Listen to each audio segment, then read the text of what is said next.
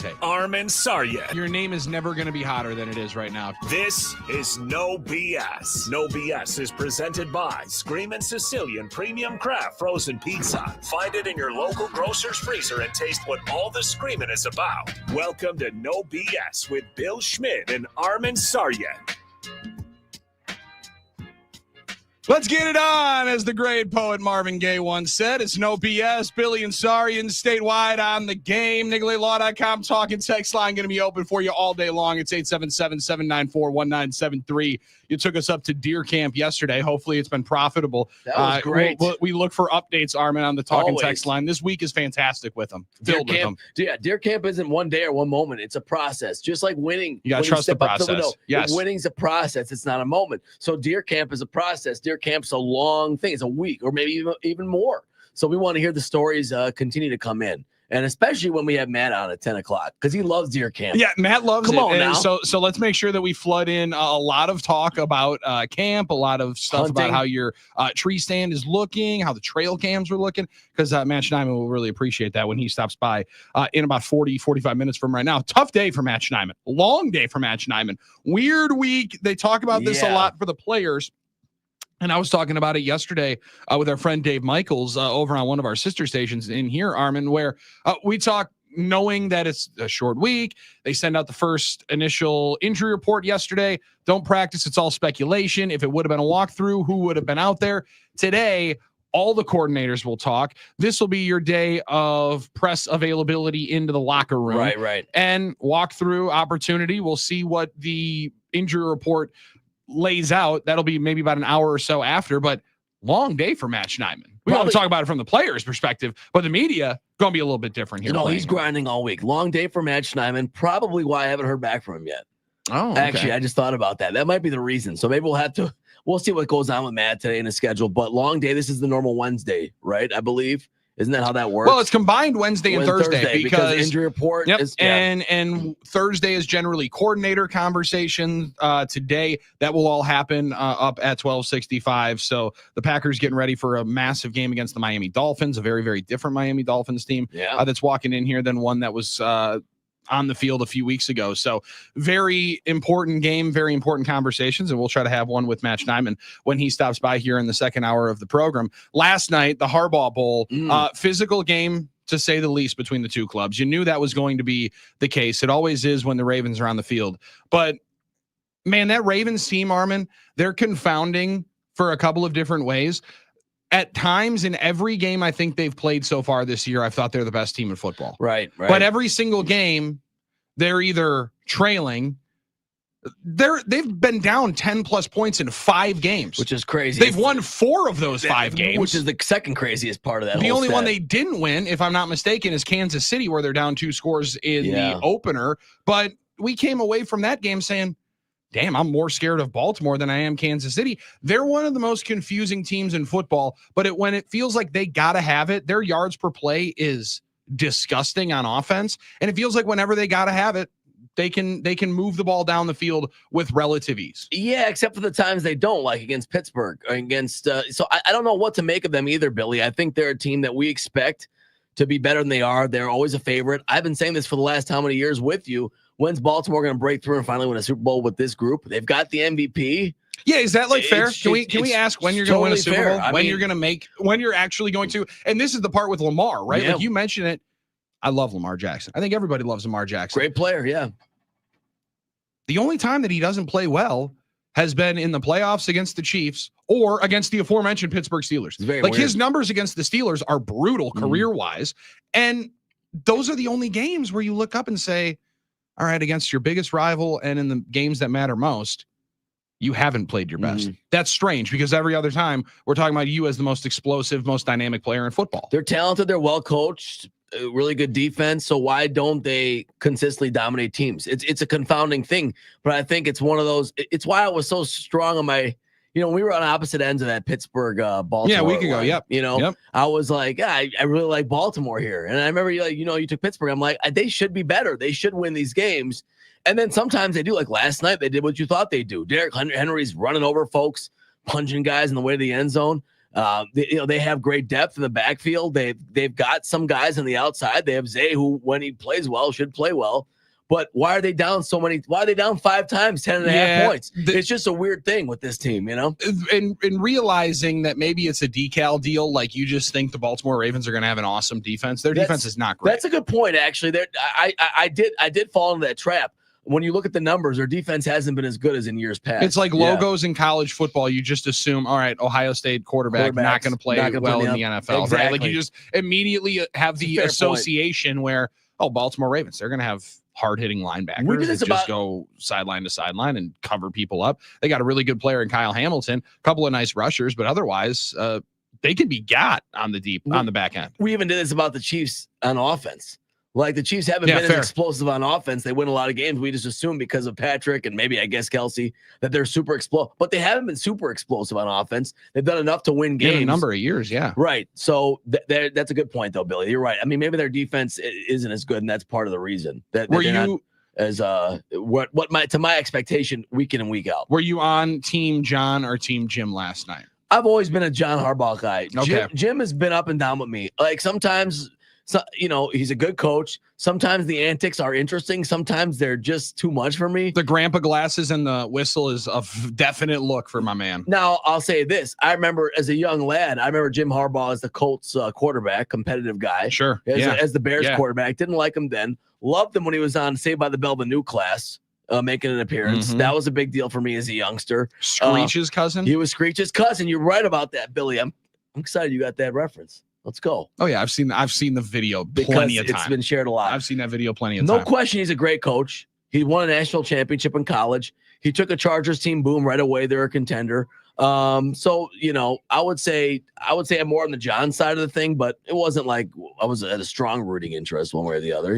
Interesting one here from Schwartz Center on the NicolaLaw.com talking text line. I know this one's going to give an ire for you. Lamar is like Rodgers in his prime. Great MVP, but can't get past certain teams in the playoffs like San Fran and has horrible games at certain levels. Well, there's one big thing missing. Go ahead. I see Baltimore like the Rodgers-led Packers. So there's one big thing missing for me besides one's a more prolific passer. One hoisted a Lombardi. So that's the part. The one did get one. Yeah. But to the rest of his point, once Aaron got MVPs, once he started winning MVPs, he wins an MVP in 2011 and never goes back to a Super Bowl. Yep. So like if you take that part of it out, I can see the comparison because that was the knock on Aaron after trying to get back. And it is justifiable that in the NFC Championship game, he had played his worst round numbers wise of any of the games. Yeah, that's of any true. of the rounds in the playoffs. I don't know that it's as direct as like this team that he can't get over because of that quarterback, right? And this is maybe there will be more comparisons in the AFC that you looked at for the last number of years when they were trying to go up against Tom Brady or going up against Peyton Manning. But most of those guys ended up getting home. Lamar's got to get home at one point. He's got to do it. One of these times they got to be able to get home. Otherwise, the arrows will start coming out for him. No doubt about it. If indeed it's just because the combine deal where they said, like, maybe you should go play wide receiver, why people still don't fully trust him as a quarterback? No, people use kid gloves on him. People use kid gloves on the criticism side of this. Even after the whole look at this in the NBA. You win multiple MVPs in the NBA and you don't win a title. People immediately are saying, "Oh, you're a failure. We got fooled again." Yeah. We got fooled again. This guy's not the best player in the game. And year in and year out, if it was a direct competition against the guy that you finished just in front of, and he beats you, especially last year at home when you're the number 1 overall seed, people dog you quite a bit. Yeah. Lamar doesn't get that kind of criticism. It is surprising to me in that regard. He's awesome. Don't get me wrong. But in the biggest games, the biggest one that he's had, and especially against that dude, he just has not been the same player, like by far. Is that partly because of the existence of Patrick Mahomes and just saying, oh, listen, you got the Chiefs there, you have Patrick. He's not going to beat the Chiefs. It's like Jim Kelly. Well, he's really good, but listen, he can't beat like the Cowboys when it comes down to it, like because they're so great. Or people look at Patrick. Did people give Michael Jordan guys that went up against him in the 90s? They gave him that kind of. Some people looked at that like I ran into Mike. Jordan ran into Mike. No one can beat Mike. There was part of that. Now that doesn't mean it doesn't stick with him. sticks with Barkley. It sticks Every with year, Marino, yeah. and it will stick with Lamar eventually. And I don't know. Do you think? I guess people do a little bit. It's sort of like I'll cross over He again. doesn't get Embiid, nearly the criticism that Josh Allen does. or like Embiid won MVP. No one's gonna let Embiid off the hook ever on stuff. You know what I mean? No. So maybe there's something to that, Billy. And I'm surprised too because the knee injury thing last year when he was waiting for the contract was kind of nebulous. Like, is he really playing? Yeah, hurt good or not? point. Yeah, and you thought he would take that was more? back-to-back years, Right, where he didn't play towards the tail end of the year and many people attributed it to the contract. So maybe this goes back. Maybe this goes back to what we're saying about how people view the Ravens as a defense first team or a running first team, and not a Lamar first team. That's the one difference I'd have with him in the Rodgers comparison. Yeah, but everyone knew it was all on Rodgers. Aaron didn't have defenses to help him out most years. Some years he did. They won the Super Bowl, and he had circumstances occur that prevented him from going back. Like Lamar hasn't had those close calls to the Super Bowl. He hasn't had 3 or 4 heartbreaking. I mean, they've been close, but they're stacking up though. No, he's had losses. Yeah. I'm saying he hasn't had like a 2014 Bostic fumble moment, or I don't think that where they were right in the doorstep and they blew it. I mean, last year's as close as you can get to really blowing it, man. You had that team on the ropes. You're a favorite. You're at home. And you run it like 4 or 5 times in the second half. Like, and maybe it's more of, and this can be because you mentioned this in this thought where people look at him as a full total team instead of just a Lamar Jackson led unit. Uh-huh. And then usually you don't win the MVP. Like he gets discussed differently. And he plays differently. And maybe that's why, because he's just such a different player. Bob in Minneapolis in general, there are exceptions, but very few athletic, scrambling, dual threat quarterbacks are exciting. They are exciting, but they don't win championships. Well, was Patrick a dual threat quarterback? I would raise that one, but he makes his money in the pocket and throwing the football, doesn't do it on the running side of things, if that makes sense. Like the majority of his deal isn't on the dual threat. So I get where he's coming from with that. Yeah, process. I guess so. A little bit. I mean, it depends how you interpret it, but that's somewhat true. Although Lamar, but there are plenty of guys that get passing. there. And Lamar's had good passing numbers over the years. So, plenty of guys that get there. And he's a better passer than people give him credit for. Absolutely. His ball placement on that touchdown to Rashad Bateman last night. Did he have 37 touchdowns passing one year? Am I wrong? His first MVP year? I think it was around that number. I think total. Maybe that was total. But look, it's another example, Billy, where he's the second favorite to win MVP. Yes. I mean, and he's right in the conversation again. He's in the conversation. That's why again. I bring it up. Like he might win 3, Armin, and you put yourself in a class of like 4 or 5 guys to have 3, let alone to have 2. It's very rare. Favre had 3. That was it. Maybe you don't rank them similarly to the NBA, where like this comes into like pantheon of greatest players of all time deal. There's one qualifier that you need to have to be able to even walk into that door. And that's the one thing that Lamar doesn't have. Can they get it this year? Offensively, you're going to try to, I'm hard pressed to find a team that when they have the football, got to go down and score. Now, when they can run the ball, got to score, right? 2-minute drive, different story when I'm talking about the Ravens. But like out of teams that I'm confident in can drive 80 yards given 4 or 5 minutes, Ravens are number 1. Mm-hmm. Ravens, Lions, and Eagles are probably the top 3 teams where I'm like, they're going to march down the field and go score. At some point, that's going to come back and be a factor. But if you just keep giving up 23, 30 points, and I mean, last night, there was a lot of meat on that bone that the Chargers left on. Quentin Johnston himself dropped like 4 balls. That's a good point, too. I mean, they were right there. They could have made that play, or made those plays and been in the game, or even won the game. So it is interesting. I also think this is an interesting era for quarterbacks, as running backs have kind of now retaken their flag and put their flag in the ground a little bit. Good call, by the way. Sorry to interrupt you. 36 touchdowowns on his first 36, MVP year. Yeah, 36. Come on now. I just remember that because I remember everyone saying he couldn't pass. He could only run. I'm like, well, he did throw 36 TDs. He did throw 36 TDs. There's a lot of quarterbacks that were great quarterbacks that never did that. Ben Roethlisberger, guys like that. Well, and Bolden, 36 led the league that year. Yeah, so here's my thing too, Billy, to jump on that. I think this is a changing era for quarterbacks and a changing era for what we determine MVP. Like a lot of this is us naming him, MVP. A lot of this is saying he wins MVPs but can't win the Super Bowl. I think he's winning MVPs in an era where there aren't a lot of quarterbacks having these explosive years they were having 10 years ago.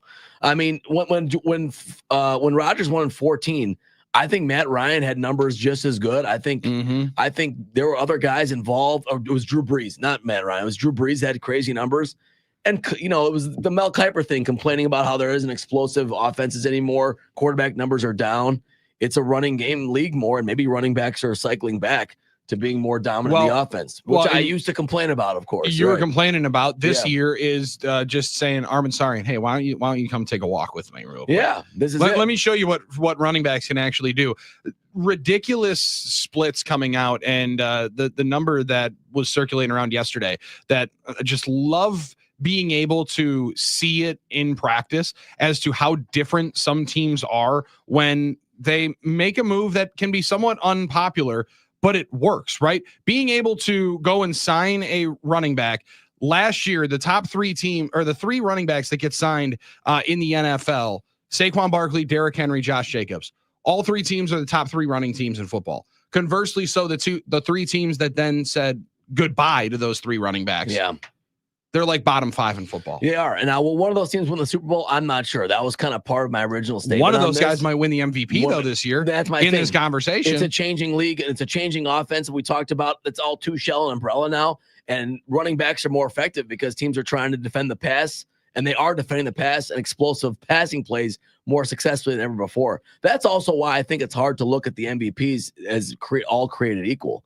I mean, the award's the award, and it'll always stay with you. If Lamar wins again, he'll have 3 MVPs. But it's hard to compare these MVPs to the ones that were being won by quarterbacks 10 years ago, numbers wise. I just don't know, Billy. It's just a weird era. But maybe this is the era where running backs are going to start winning those awards again, which some people have been waiting for a long time. Saquon, I think, is the 4th favorite right now, if I'm not mistaken. Yeah, at Potawatomi Sportsbook at the moment to win the regular season MVP, Saquon Barkley, 4th best odds. 4th shortest odds is the way they say it, but 7-1. But other than that, it's all quarterbacks, which is, you know, this is a quarterback league still. I mean, Josh Allen, Lamar Jackson, Jared Goff in front of Saquon Barkley, the only guys in front of him. Look at these records. I mentioned the Giants, Titans, Raiders. Now you can make real statements, and Armin, this is where I would defend your anti-running back stance. Now, I think they're people too. I think they deserve jobs. I think they deserve opportunities. They deserve jobs. That's fine. I think you can make real statements, and they're probably factual, of like the Titans are no better with Derrick Henry on their team this year. They're going to be bad. Sorry, the Giants are straight cheeks with or without Saquon Barkley. Yeah, that's obvious. Were the Raiders going to be different if Josh Jacobs is on that team? No, those are bad teams that had their best part of it. Those 3 teams are a combined 7-26 this year. While the 3 teams that signed those running backs, Derrick Henry, Saquon Barkley, Josh Jacobs, Packers, Eagles, Ravens, combined 24-9. And can I say this?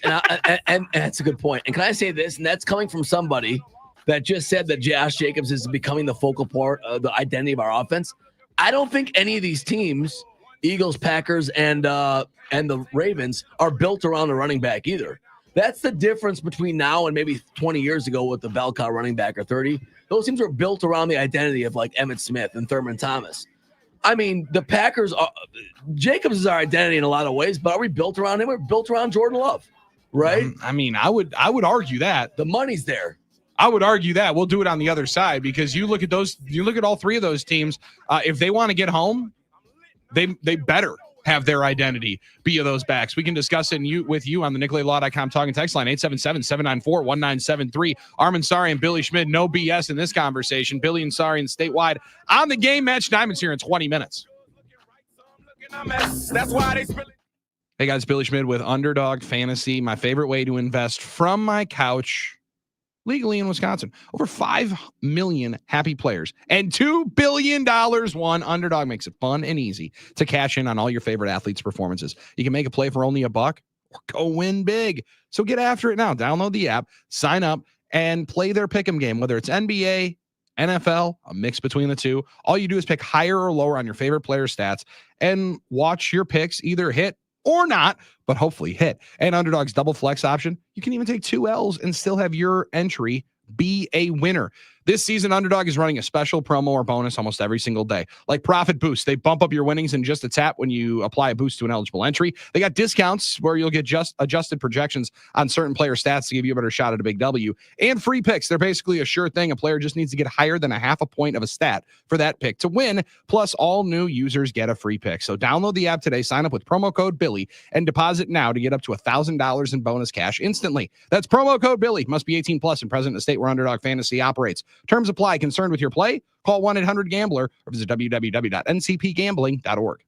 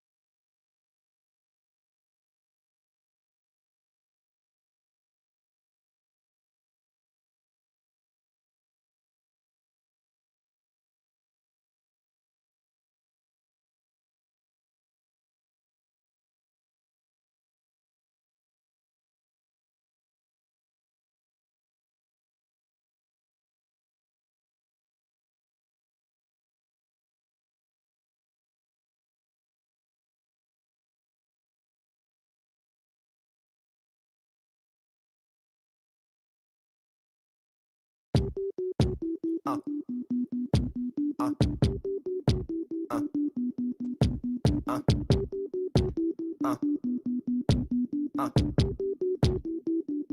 BS on the game.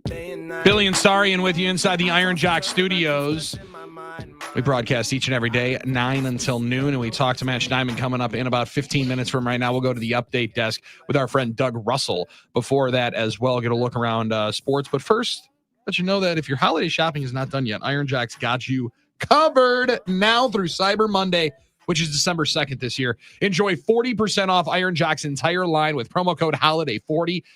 40% off everything except clearance items and gift cards. So if you're stuck figuring out what to get somebody, give them the gift of Iron Jock this holiday season. Go to ironjock.com for more details. It's ironjoc.com. 40% off now through December 2nd. Armin's got his Iron Jock on. I got the Iron Jock hoodie. It's on. Iron Jock hoodie season. I've also got the Holy shirt cow, on. I thought you were flashing us. Yeah, because you know how I am, Billy, in these studios. I move around a lot. I start sweating, Sure. So I like having So you like having the layer? the no stink, huh? I like having the stink layer. This is also when I get home, Billy. You said your stink layer. So your undershirt is just to soak in the sweat. That's the stink layer. Wow, you're a big man at heart. Oh, absolutely, Billy.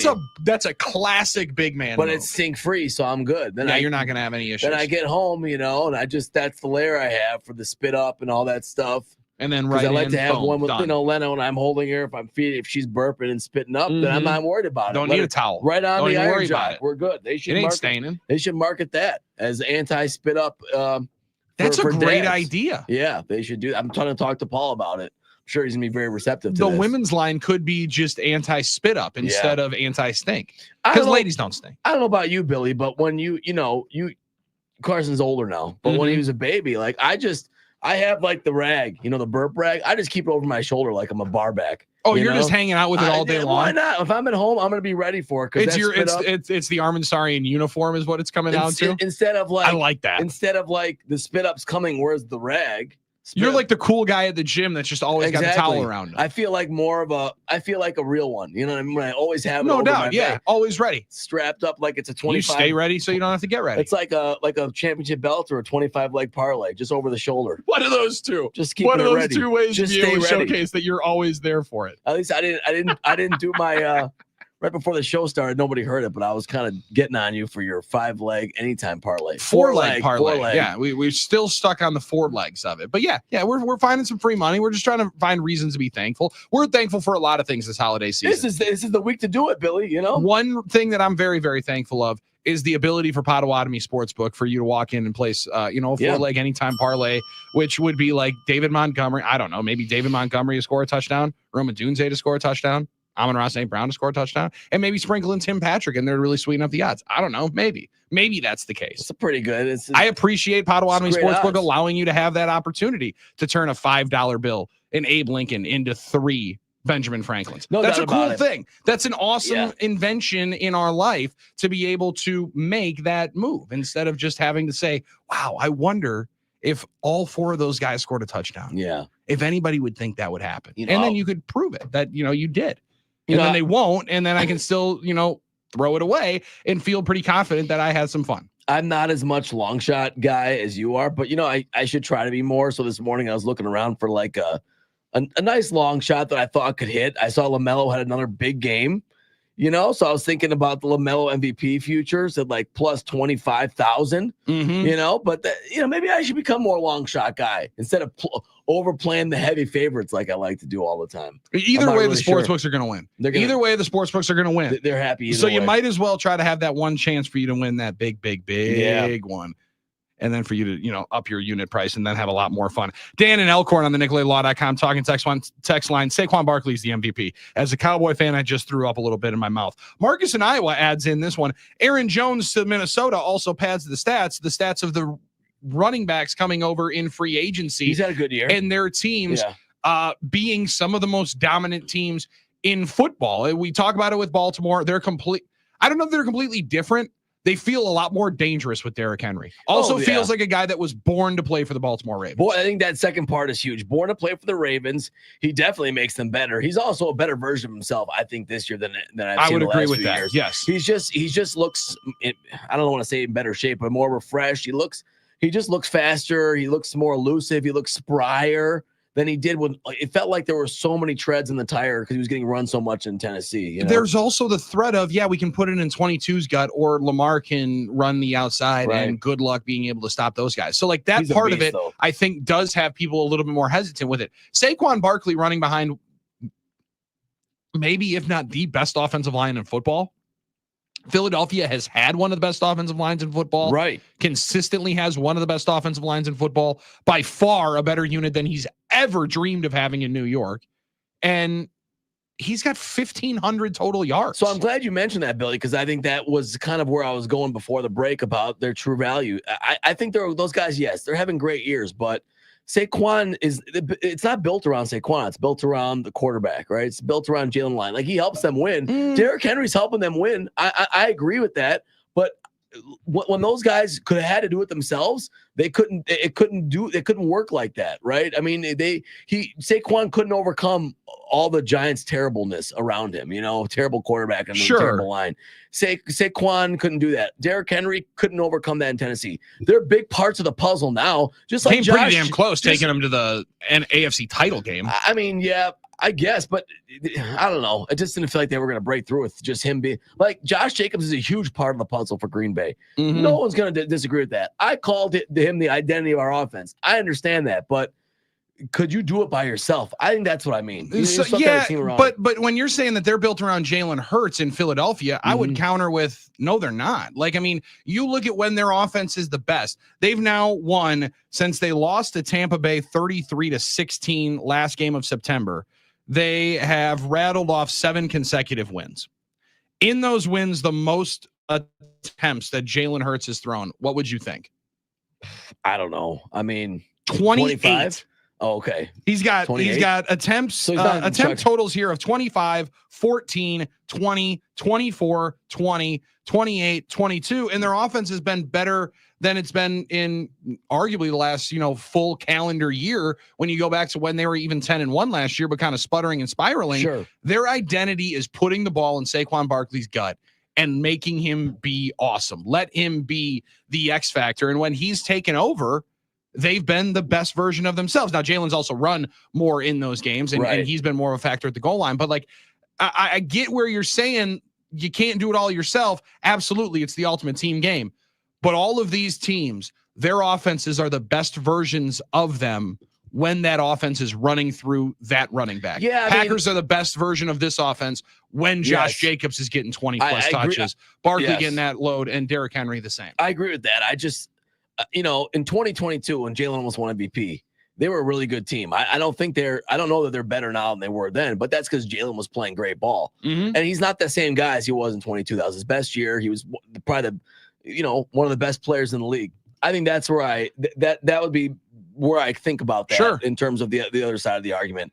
That being said, there's no doubt the Packers are the best version of themselves, and Jacobs is running this well. Same with Saquon, and obviously same with Derrick Henry in Baltimore. Because no one can tackle him on a 4th and 1. No, and to Marcus's point, Minnesota Vikings are the best one Aaron Jones has been in. I mean, like those games that he was dinged up, their offense was spiraling, and people were having questions about Sam Darnold, even on their own network. They're like, those first 5 games, a little bit fool's gold. Then when he's getting, I think he had 20-some touches again this weekend. So like you're seeing these guys be the bell cows for their teams, and their offenses rolling through the NFC. A lot of these guys in the NFC, a couple in that AFC, and the quarterbacks seem to all be over in the AFC. We'll see how that all plays out for the final month of the season. Matt Schneidman is here coming up on the other side, just after Doug Russell gives us the news of the day, where we stop by with a sports update with our friend Doug Russell. Hear some sound, get to Matt Schneidman into the sound that he is going to be able to procure inside the Packers locker room with talking to the Packers coaches today. It's a short week. Packers play on Thursday night. We got to get right to it. Hour 2 of No BS with Billy and Sarian is up next. You haven't met the apes. Stop, drop, shut them down.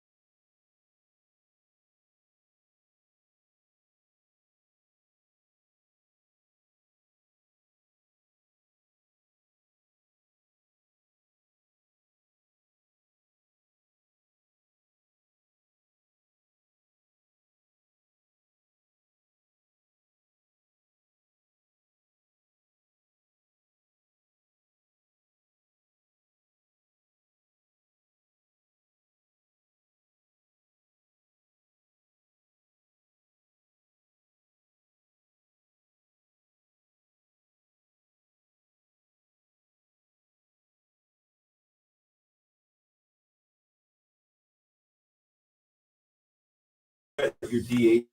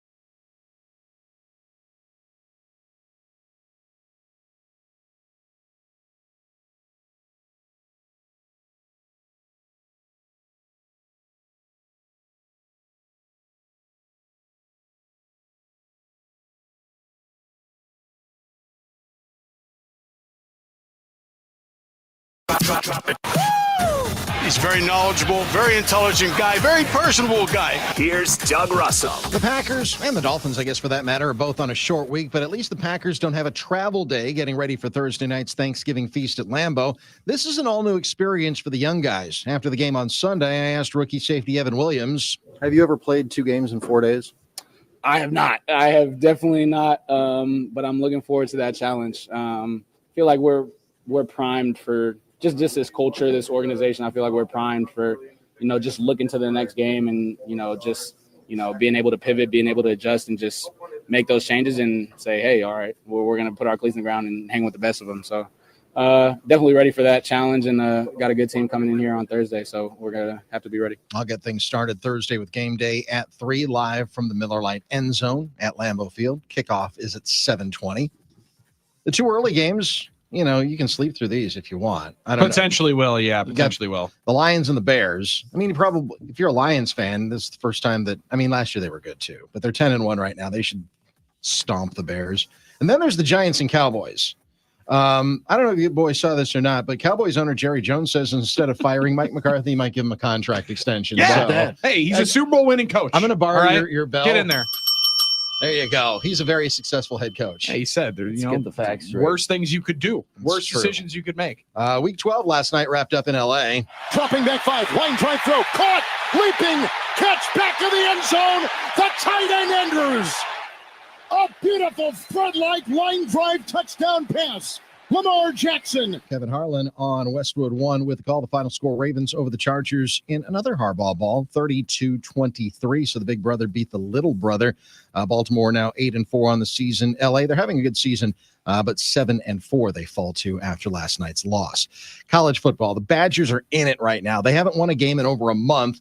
With Paul Bunyan's axe on the line Saturday at Camp Randall, Coach Luke Fickell needs his guys to buy in as to just how important this game is. We've got guys within this program. We've got guys that it's meant the world to them. They've bled it, whether it is Casey. I mean, there's a lot of guys that are new here that if they don't understand, shame on them, because we talked about it in fall camp. We talked about it in spring football. I'm not one of those that think that because somebody comes in and gives them a rah-rah speech that all of a sudden things are going to change. It means a hell of a lot more when it comes from Aaron Witt or somebody within your own program. It's the difference between a potential winning season with a bowl game or a 5-7 finish to the regular season that even with as difficult as this schedule has been, there's some really ugly losses, including last week's against Nebraska on it. Some bad ones. 11 a.m. kickoff on Black Friday. Pregame starts at 7 a.m. And our sound from the day comes from college basketball. So Memphis beats number 2 UConn last night in overtime 99-97. Credit UConn. They had a frantic comeback to force overtime in the first place. In overtime, Memphis edged it out. The difference being a technical foul on Huskies coach Dan Hurley after an over-the-back call foul on Liam McNeely gave the Tigers 4 points on P.J. Carter free throws with 40 seconds left. That turned a 92-92 game into a 96-92 Memphis lead. I can't play all of Dan Hurley, but here's kind of the gist of it. I had a lot of issues with what went on out there in the game. That over-the-back call at that point of the game, there was no attempt to block out. There was a player on Memphis that made a half-ass effort to rebound that basketball, and Liam McNeely high-pointed that rebound. For that call to be made at that point in the game was a complete joke. All right, and then for me, I don't know what happened. What happened? I might have lost my balance by the absurdity of the call, or maybe I tripped. I can't wait to get Schneidman's Or maybe I tripped. a Syracuse man's reaction. Maybe I tripped. There's a little Henry Winkler in there as well. There is Just trying to explain the absurdity of it all. And He's then something else, man. and then the ultimate takedown at the end. I've never seen the one ref before. I didn't even know he was a college ref. And then, I'm familiar with the other two, so I'm not surprised. So I'm not surprised. So somebody's getting fined. Yeah, I'm excited to see that little slip that he's going to get in the mail. You know what? That'll He's be a fun one. 2-time defending national champion coach. He should be able to say some things. I understand a lot of people don't like him. I understand, Yeah, but I, for one, don't. Not Well, a big fan. Not a big fan. I'm a fan of that audio. he's not kind a of fan of he's him. kind of can be a jerk, but hey, I mean, It's a maybe nice he had way of putting point. it, Maybe he yeah. had a point. I mean, Pat Driscoll is a Syracuse native. Am I wrong, Matt Schneidman? One of the refs. I think you're correct, actually. All right. What's I'm your not thoughts saying- on that answer from Dan I Hurley love yesterday? Dan Hurley. I wish Dan Hurley was the coach of Syracuse. See that? See, Hey, there you go. He's got titles. I mean, listen, you love him or hate him. he Would you won. like him to be the head coach of Marquette? Well, He's got I titles. like Shaka, but I like his results. Yes. Okay. Can I say that? Listen, No. you take two natties over just about anything. Hey, You know, listen. everybody- listen, I get it. Shaka's a great You're coach, right. national coach of the year a Of couple course. years ago. What am I gonna do? It's Say fantastic, no? but Say no to 2 national champions? Hey, come on. it's all about the trophy, baby. You know, some guys are bombastic. He got the technical in overtime, but hey, Al McGuire got teed up twice in the 74 final. I've heard that enough times today. People love Yes. Al, so 50 years ago, I heard that Al McGuire got 2 technicals in and the they were both championship. terrible calls. And we'll hear about it probably again at 11. Maybe Doug, when you come back. Armin at wasn't it. even born yet. No, but- and no. he's living it. But you need to get educated, all right? I'll educate you. Okay, I appreciate He that. knows. He knows, and he'll educate you on it. YouTube exists. Thanks, Doug. Okay. Thanks, guys. Doug Russell educates us on sports at the top of the hour each and every day, and Matt Schneidman educates us on the Green Bay Packers each and every day. And Matt, it's a busy day. We apologize for the delay, and we thank you for hanging in with us. It's a busy day for you. It's a short week. 2 days get combined into one. Javon Bullard was talking about that with us on Packers OT. Very much for the media here today as well, right? This is Wednesday and Thursday for you? Pretty much, yeah. We only have one day of availability this week. It starts at 11:10 a.m. in about an hour or so with open locker room. There's no practice viewing this week because they're just doing walkthroughs this week on the short week. So all the injury reports you see, the limiteds, those are just going to be estimations because they're not actually practicing. So keep that in mind, that if a guy's a limited participant, they didn't actually practice. It's just the training staff's estimation of what the guys would be on a short week. So yeah, just locker room at 11:10, and then LaFleur, Bisaccia, Hafley, and Stenovich later this afternoon. Players, coaches probably don't like how everything is shortened, right? The short week, it's microwaved. You have to do everything quick. But maybe the one silver lining for them, you think, is that they don't have to talk to you guys as much? Or how do you think they feel about that? Like, do you think Matt's happy he doesn't have to talk to you guys as much? Probably, yeah. But I think he would honestly take talking to us a couple more times in exchange for a couple more days of rest for his team. Right, no doubt about that. And it's weird because the next game is a Thursday as well. So it's kind of going to be irregular. It's like usually a Thursday game, you have the 10 days, but you don't even have that until next week for these guys. So they're going to have to right, exactly. So I'm interested in what they're going to do with their schedule after this Thursday game. Normally, after a normal Thursday game, they give the guys the weekend off, come back on Monday, because then they have the full normal week of prep before a Sunday game. But I don't know, do they come back in the building on Friday and then give them Saturday off? Right. Then the Sunday is the Wednesday. I'll be interested to see how Matt LaFleur handles it. Yeah, it's going to be fascinating to see. This Thursday to Thursday is nice to be able to at least get a full week before that Lions game. And also, conversely, so a week and a half off after the Lions game. Because, Matt, that's one of those weird stats around football that teams are having very, very minimal success weeks after playing the Lions because of the physicality that game brings. Quirk in the schedule, but it is one for the Packers that feels quite favorable that they at least get the full lead up there and a couple of days after that Lions game to rest up for the final stretch run. Yeah, for sure. I think so. I've seen that stat out there too. I'm not sure what the exact numbers are, but can the Packers take care of business against the Dolphins to set up a likely 11-1 versus 9-3 game in Detroit, keep themselves alive for the division? It's fascinating football down the stretch, fellas. It is. It really is. And that little pause right there was beautiful drama to build up the theater. Now, I do have this stat that I liked when you put out yesterday. Aaron Jones, future first ballot Hall of Famer. But Josh Jacobs has 3 games with 25-plus carries in his first 11 games with the Packers. Jones had 1 in 102 games. Armin Sarian during the break had just looked and was like, Aaron Jones touching the ball way more with the Vikings than he ever did with the Green Bay Packers. I know this was always a point of contention in the middle there of, are you using him too much? Not enough? Are you using him just the perfect amount to be able to keep Aaron Jones healthy? I'm not asking you to retroactively say how they've handled it for the last 6 or 7 years, but this was the reason why they felt they needed to make the move. 2 things can be right at the same time. The Vikings are doing it perfectly because they only have him for a 1-year commitment. I don't know that the Packers could have or would have felt ever confident using him as much as the Vikings are right now because they always had him for a little bit longer or wanted that to be a little bit longer of a deal. You get what I'm saying there?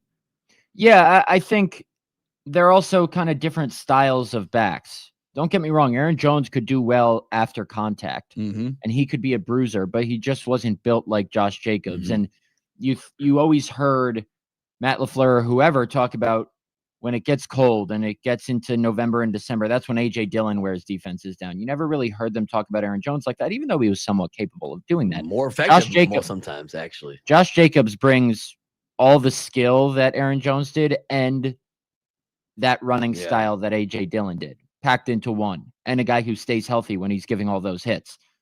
Part of the reason why the Packers signed Josh Jacobs is because he's more than 3 years younger than Aaron Jones, and because they felt he could be more durable. Coming off a season in which Aaron Jones missed 11 games, Josh Jacobs has only played, 1 season in which he played every game in his first 5 years, but they just felt, he could be more durable, and guess what? He has been. Cramping is the only thing that has really stopped him, and then whatever injury he had at the end of the Jaguars game when Chris Brooks came in and slid that one down. But we've talked about it before. Josh Jacobs has been everything this team has hoped for and then some.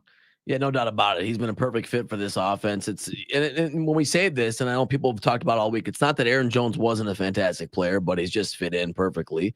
And Aaron Jones has been blessed with good health. We hope that stays this year. But in the past, that was starting to be an issue. But it was always that catch-22 with Aaron. It was always like Aaron Jones is really effective and really efficient in the carries he has. Why not give it to him more? But then it was like, is that the reason he's so efficient? Because he wasn't being overused. Right. It goes back and forth. And this Dolphins team coming in, Matt, is I think a different Dolphins team than some people expected to see maybe 6 weeks ago. I think when all the stuff was happening with Tua, it was like, will Tua play again? And not only has he been playing, he's been playing really well. And this is a team, he's throwing really well from the pocket. This is a team that maybe a lot of people wrote off that's playing really well. Yeah, last 5 games since he came back, 11 touchdown passes, 1 interception. Fantastic. Since week 8, Tua ranks first in the NFL in EPA per dropback among quarterbacks. Last 2 games, 7 touchdowns, no interceptions. They've played the Raiders and the Patriots, but still, I think that team is obviously different when Tua's in. They've won 3 in a row. Their 2 losses before that were by 1 to the Cardinals and by 3 to the Bills. Tua ranks first in the NFL. Well, that's I shouldn't say it that way. On average, Tua Tagovailoa has the lowest average intended air yards on his passes, meaning he throws the ball short on average. 5.5 yards is the average distance on his passes, whether they're completed or not completed. Jordan Love, among 40 quarterbacks that Next Gen Stats list, ranks third with, I believe, 9.1 average intended air yards per pass. So he's third out of 40. Tua's 40th out of 40. They get the ball to these guys short and let them run. Tyreek Hill, Devon Achane, Jalen Waddle. It's effective. Take what the defense gives you and leave it to your fast guys. So they're going to have to be up to par in tackling in the first and second, third. And if Tua wants to try his fellow class of 2017 Alabama recruit, Xavier McKinney, then best of luck to him. That'll be fun. That'll be fun to be able to see if they try to push it down the field just a little bit. Listening to some of those numbers I was watching yesterday, Tyreek Hill now on multiple fantasy teams of mine, so I'm trying to figure out where his morale's at, right? We need him better on the stretch run here, Matt. We need more out of him. He posted yesterday or reposted somebody with the guy walking with his girlfriend, turns around and gives the, ooh, okay, intrigued look with Devon Achane and Jonnu Smith. The girl that he's holding hands with is Jalen Waddle and Tyreek. And he's like, dude, my thoughts exactly. What the heck? So we got a couple of guys as well inside. And you mentioned the short to intermediate passes that they're going to try to push. You got to think that's going to be stressing the linebackers and Quay Walker and company. I know that's a part of the Brick and the Stick podcast that you and John Kuhn recorded yesterday. That's out now wherever you get your podcasts and the iHeart app. What's the feeling there of Quay Walker going into this game? Obviously got to feel a little bit better after the game that you saw last week. And is there any positive development you think that we could get on Edgerrin Cooper going into this week? I think it will be tough for Jair and Edgerrin Cooper to play this week. You know, they were both listed as estimated DNPs yesterday. Quay Walker's made a couple plays in pass coverage this year. So is he a guy who can run with Tyreek Hill down the seam? I don't think so. But, you know, whether he intercepts the ball or not, he's been in position on a couple of these plays down the field. Just has to squeeze. It's going to be a challenge, though. Yeah. Did Drew Olson throw that hypothetical at you yesterday when you guys crossed over for the Match Nyman show to the Drew and KB show that he rudely brought up Sunday at Lambeau Field about Quay Walker?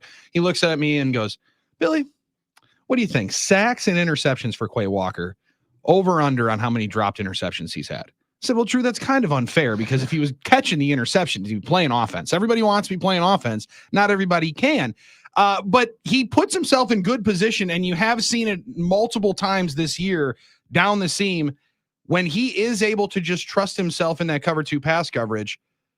It works.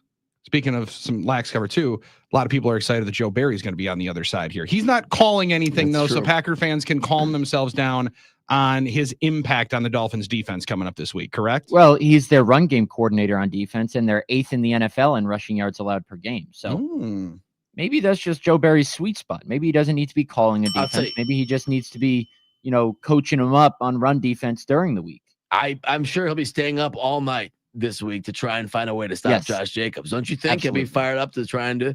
I mean, we might have a Joe Barry masterclass coming. Now, hopefully it's the other masterclass where we score 40 points on them. We'll see. I mean, I like that deal a lot better. I prefer. I like that one a lot better. I prefer Armin. that. Yeah, master I prefer class, that one a lot better. if that's what's coming. Matt, we appreciate it as always, man. We know you got a busy day here. When you have all players and your coordinator conversation, do you lock in some of these questions that you want to ask the coordinators? Do you have something dialed in, or are you letting the conversation flow and trying to pick your spot as to what to ask a Rich Bisaccia or a Jeff Affley today? I have some ideas of what I'd like to ask today, but you never know what pops into your head mid-interview. I think one of the most important pieces of information I can give any young reporters out there, and I need to work on this myself, is don't just go into an interview with preset questions that you're going to ask. Listen, because they might say something that warrants a follow-up. Like, for example, I'm not going to give it all away because I'm writing kind of a bigger Xavier McKinney feature for a couple weeks from now, but I just asked Keyshawn Nixon about, and this is not anything groundbreaking, but I asked Keyshawn Nixon about him after the game, and Keyshawn was like, yeah, he eats the same exact thing for breakfast every day. Maybe if I ate the same thing for breakfast every day, I would have 7 interceptions. And then I asked him what he ate for breakfast, and he had a pretty funny answer. So I'm going to go into the locker room, ask Xavier McKinney about it today. So I think just my point is, don't go in, and I certainly did this when I first became a reporter. I would write for Syracuse volleyball media ops or whatever. Sure. I would write down 5 questions I had, ask the question, ask the question, ask the question, listen to the answers, because that could lead to the most interesting stuff. Some of the follow-ups you should be asking. If you, and this is the last thing I'll say, if you ask, what happened on that play, and Matt LaFleur says, well, Jordan Love saw something that, wasn't the right move. You don't just write that down in your story. You got to ask, well, what did he see? What should he have seen? Like, follow-ups are probably the most important thing in reporting. Always got to listen to the initial question. What a great mentor. That's A1. That's A1 right there. Sounds like alum Matt Schneidman going back to talk to the young scribes at the Daily Orange. Well, and Matt, absolutely. Matt showcases that here on here every single day, and I appreciate it because Matt tunes in and listens when I'm talking and when we're talking as well, and responds to us. That's one of the parts of why this conversation is fun too. That's because you guys tell me 10 o'clock and I'm not on till 10:08. So I log on at 9:55 every day. So I hear everything because I think I'm going to come on when you guys tell me I'm we figured you'd want to be part of the conversation with Doug's update. We figured you'd want to be part of that. We got to work through these programming moves. We got to work through all of these logistical deals, Matt. We'll get a better timeline of it. We appreciate it, man. Thank you. I thought you enjoyed it personally. So I don't feel too bad about it. All right. I have to go to work. All right. Go to work. We appreciate it, man. Right. That's Matt Schneidman rocking a sweet quarter zip, by the way. And the new Brick in the Stick podcast out today. Go and check that thing out wherever you get your podcasts, as well as they give some score predictions as well. And Matt Schneidman will have the Matt Schneidman show coming up tonight at 6 o'clock. Getting ourselves ready for some big-time Packers football against the Miami Dolphins. Indeed. No, I saw those boys dropping memes and stuff yesterday on the X, and the cool guy meme, the dog and stuff like that. So that's what that is, the cool guy? Apparently, I had to Google it, which I did. I did my research. Oh, you did? Okay. I like to be aware of what's going on the internet. Saw that around yesterday. Well, that's a meme going around. People are still trying to figure it out. Yeah. I love when young to old are trying to connect. Yeah. And then there's that weird intersection where it doesn't always intersect, where the youngs are saying, you don't get this. Right. And the olds are saying, well, no, maybe you don't get it. Or maybe we made it ours now. Maybe it's ours now. Yeah. And now we're having more fun with you and frustrating the youngs. Sure. Oh, it's beautiful. That little point of contention around the holiday season, it's good stuff. I need need more of that. No deer camper hunting talk from Matt. I was hopefully would clarify his position. Busy day. Guess not. Busy day. Maybe tomorrow. Yeah. Maybe tomorrow. Maybe next week. Maybe next week when he's driving around the city and seeing a lot of carcasses in the back of pickup trucks, and then he can get frustrated. Maybe that's what will spark some conversation. Go to the supermarket. Go buy it. Come on now. 877-794-1973. We are cheering you on at Deer Camp as well. We're excited for it. And we're excited on the other side, discussing something in terms of the Milwaukee Brewers that caught our eye. Good news for some. Brewing the offseason comes up today with Tim Allen at 2 o'clock, and I know this will be a part of that conversation and a response to somebody that said we were being mean to somebody on the station. So we'll have to calm that down. Before our Who Do You Love recap at 11, it's No BS with Billy and Sarian on the game.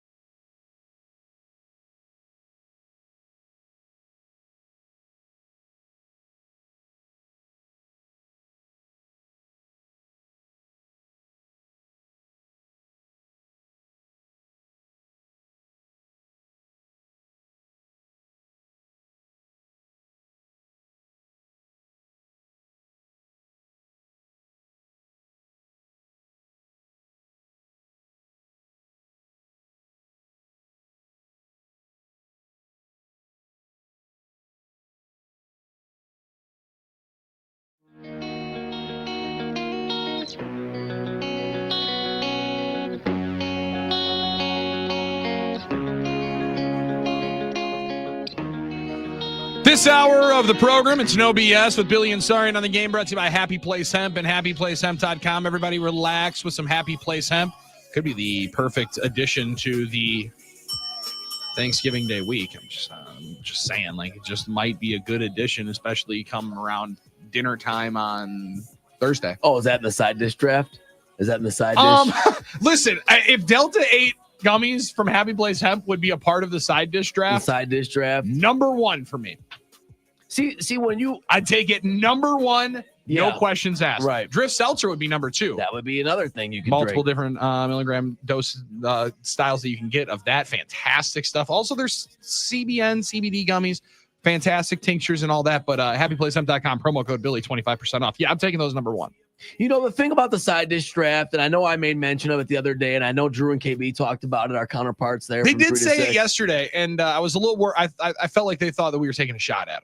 You know, there's a lot of, here's an example. There's a lot of guys, a lot of talking heads, and a lot of opinions, and a lot of things on like ESPN, for instance. But when it comes to draft coverage, you know, you look for Todd and Mel Kiper, right? Mm-hmm. I go think to the experts. It's not that we don't like doing topics like that. It's not that we don't like talking about it. It's not that we like to having fun and frivolity on some stuff, non-sports. Have to. But like when it comes to side dish drafts, that's their thing. Like, That's Drew and that's KB. what Drew and KB do.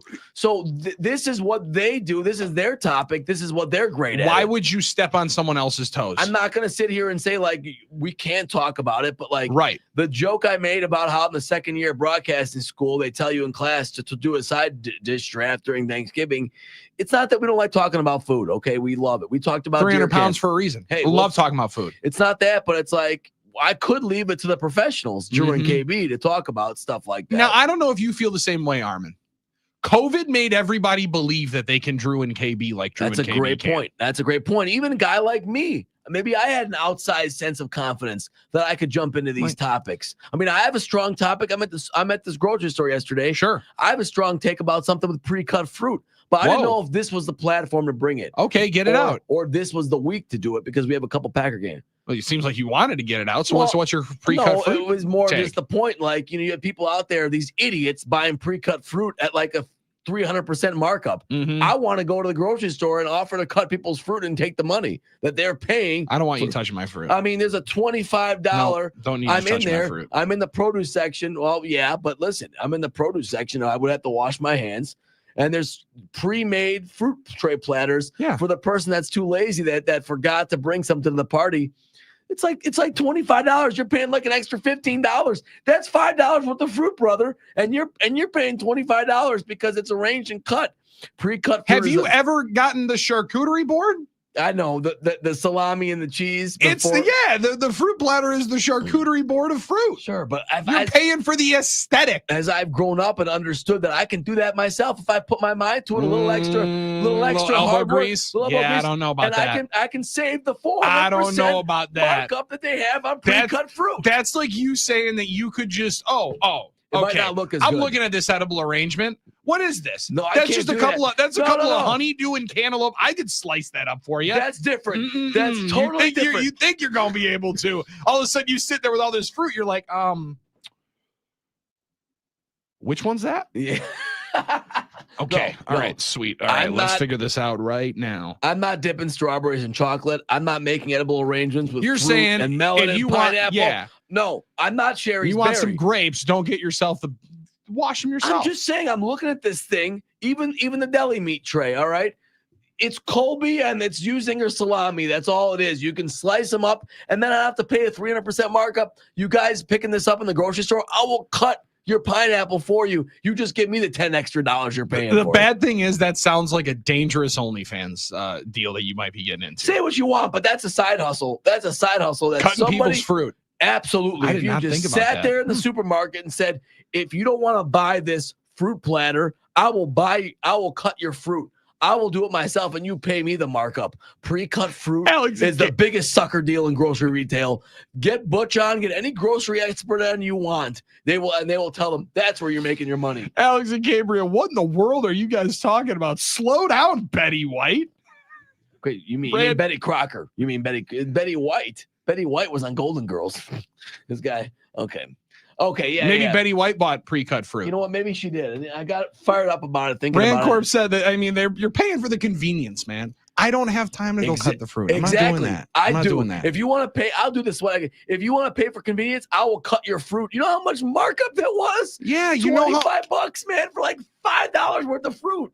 Cantaloupe is not that I don't expensive. understand how you're so fired up about this. I was like that so fired up. That's one of the reasons why I'm so excited for this endeavor, because you can get that fired up about somebody's cutting their cantaloupe or not cutting it themselves when you're in the midst of, I don't know, I forgot that we're supposed to do a stupid potluck at work today. Well, yes. And what did I have to bring? Something. Okay, I'm going to go and grab whatever I can in the grocery store. First thing I go to, boom, right out. I don't give a rip what anybody is liking or eating from my potluck. All right. I got something in here and we're done with it. I know that, but I'm saying there are people that need that convenience. So I'm telling you, that's not convenience. Calling some random weird guy that then washes the fruit, washes his hands, and then cuts it for me is not convenient. That's the problem. It's creepy. I need to make a deal creepy. with the supermarket. This has gone on far too long. So I can be in there to cut it. This has gone on far too long. Yes, I love the passion. That's for my it. point. This is not. It's for Drew and KB. So it has gone far too long. Now let's talk about Goldschmidt.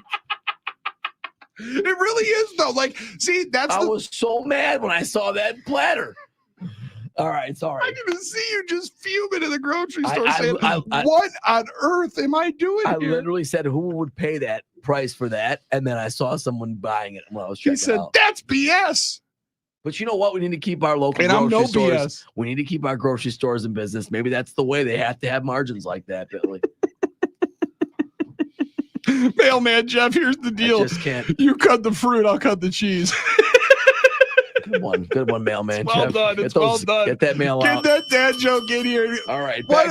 Okay, let's not take a get that mail out. No. Let's not take a pot shot at the hardworking people busting their hind parts here on a short a pot week. shot. I might keep the deliveries coming. Let's go. Everyone do their Yeah, job. get your mail. Get my mail in the mailbox. I didn't You mean don't have like time that. for you to fire off a dad joke making fun of me. I didn't mean like Wow, that's awesome. 877-794-1973. I had no clue that was going to spark up. What I did think was when we were listening yesterday and I hear Drew and KB saying, they're like, we do still have to do our draft. Everybody thinks that they can do that. We dip our toes into it and we get off and running, fired up. Right. So it's fun. Don't get it wrong. But we're going to leave that to the professionals in the afternoon. Today at 3:00, they'll fire up their side dish draft and it will be absolutely elite. I like 715. I don't get why you're so mad about it. You're not the one spending money. Let's hold it together. No, That's what we like to do. It's not. I just feel like I could make that money, like myself. Like I feel like if I so you're just trying to find new ways and creative ways to make cash. It's like the guys that develop the apps and they find an inefficiency somewhere and they take advantage of it. I don't think there's an app for this. Like the inefficiency is somebody's not standing in the produce aisle cutting the fruit for you when you buy it. I could stand outside and do it. Would that be a little creepier? That might be even creepier. I think maybe we can find that creepier. Be rad in the shot. It's convos as dumb as drafting foods. All right, I'm sorry. I know. I honestly didn't intend to go there, but I'm just like, these are the types of topics. Listen, if you are watching on the YouTube stream, you understand why the roller coaster just continued to roll. When Armin Sarian's face gets as bright red as it did, when you turn and grab the microphone with both hands, that's electricity that you just can't turn off. The price of eggs is that's going $2.20, baby. That's going through it.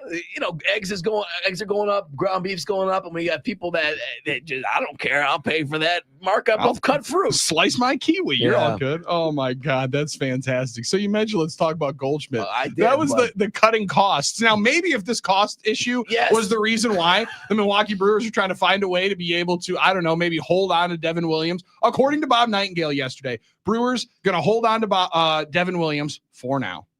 Paul Goldschmidt is the apple of their eye. They would love to get Goldie. They'd be all in on it if Rhys Hoskins hadn't opted in for his player option. Armin, I love Paul Goldschmidt. Mm-hmm.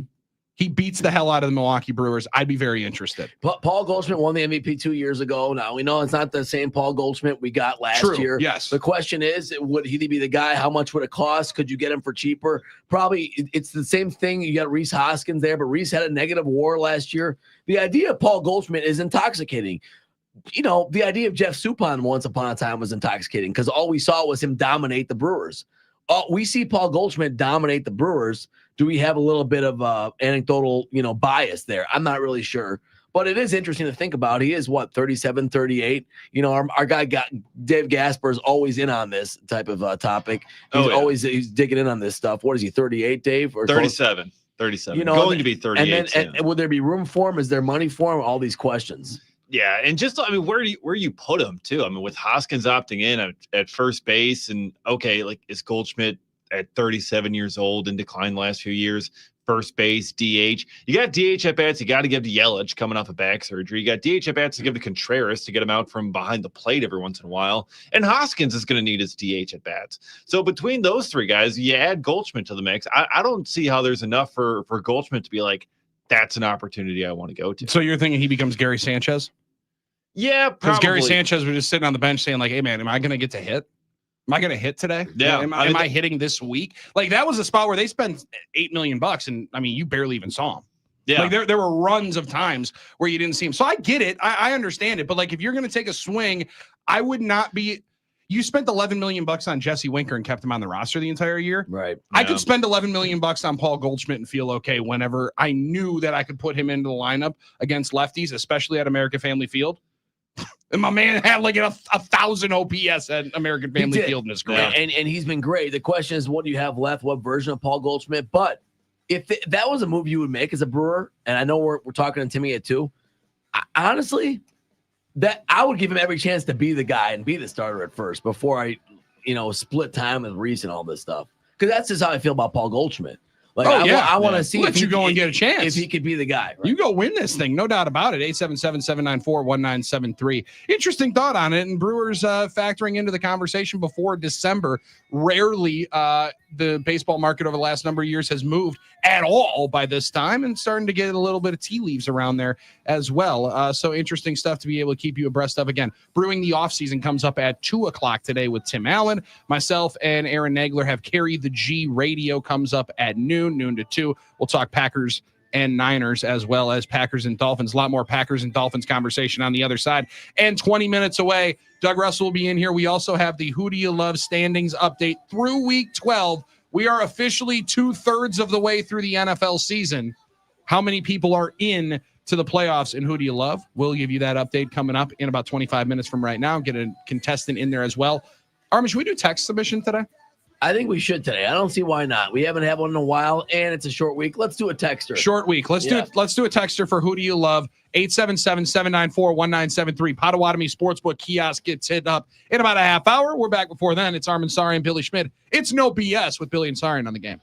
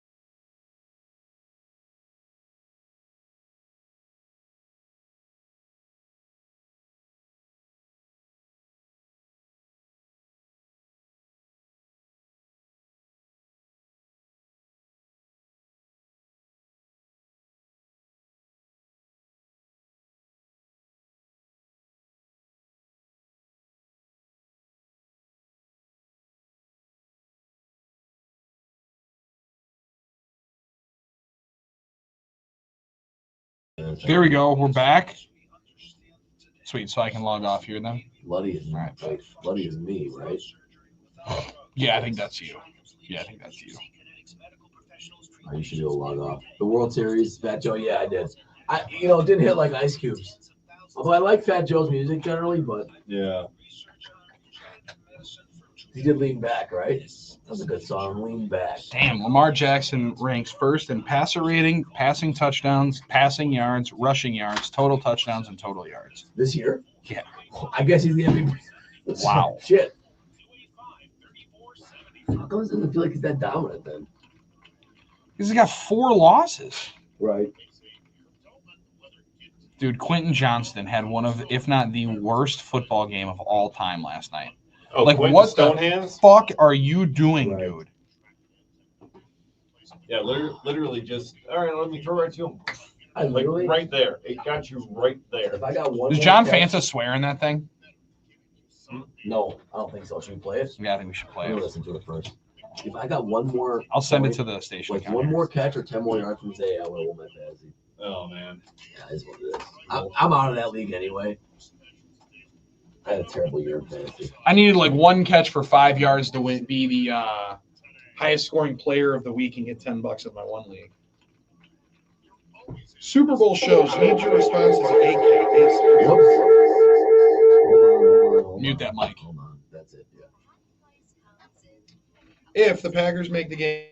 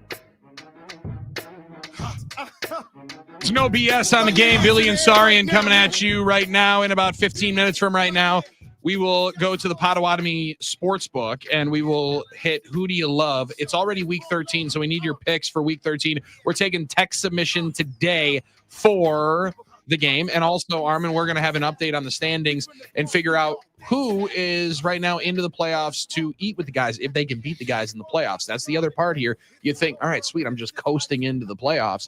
That's just not how easy it is. No, it's not easy, especially when you got the prerequisite of beating one of us, which is not easy. I'm not going to lie. I mean, it's not easy to get us both. Very true. Very true. One of us usually has a good week.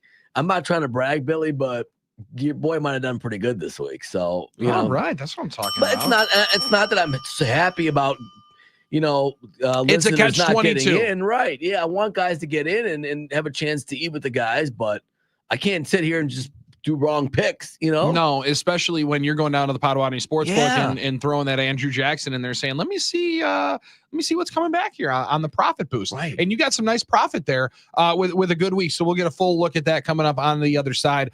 Last night, as I'm watching the game, watching Monday Night Football, getting ready for some NBA Cup action tonight. Come on now. Oh, those courts, though. I mean, the courts blind my eyes. Just wait for Miami tonight. I know. I mean, Listen, goodness gracious. I feel like I want to be excited about these games. And Billy, I am more than initially. When the NBA Cup was first announced, I was initially very skeptical. I said, we don't want this, but it does make the games a little more exciting this time of year. And it's something to go for, and I appreciate it. But the courts make it hard to watch. They really do. The Heat court here tonight at least resembles somewhat of a hardwood color, which I appreciate. Yeah. If it was the bright red like it was before, that would be tough. Also, correct me if I'm wrong. The NBA Cup court different than their Heat culture court that we got to see last year. Yeah, when they talk about how hard they work on the lane. Because that whole paragraph that they had in the lane, different than the NBA Cup trophy that's in the lane. I love the fact that the alternate court has made an appearance, though, into the NBA and has now become like a real backdrop. Like the Bucks had another one after their game on Saturday night, right? Against the Hornets. They debuted the river-looking one. Right, like with the river that goes across the jersey. Is it that's the border of the top of the state? I believe that's what we're calling it. I think Okay, sweet. So the border of the top of the state that ran through. Well, and I don't want to go too hard. I don't like the blue, but everyone says I'm a hater. I'm an old man, and I don't like it. With you, I didn't get the blue. However, you know what? It's here to stay. So let's figure it out. Come on, let's win it. It's still what we've got on our team's shirts. Yes. So that's what we were cheering for. Our team's kits are what we're going to be cheering for. And we're doing it right now in East Group B. And that's not a boarding group. That's tonight.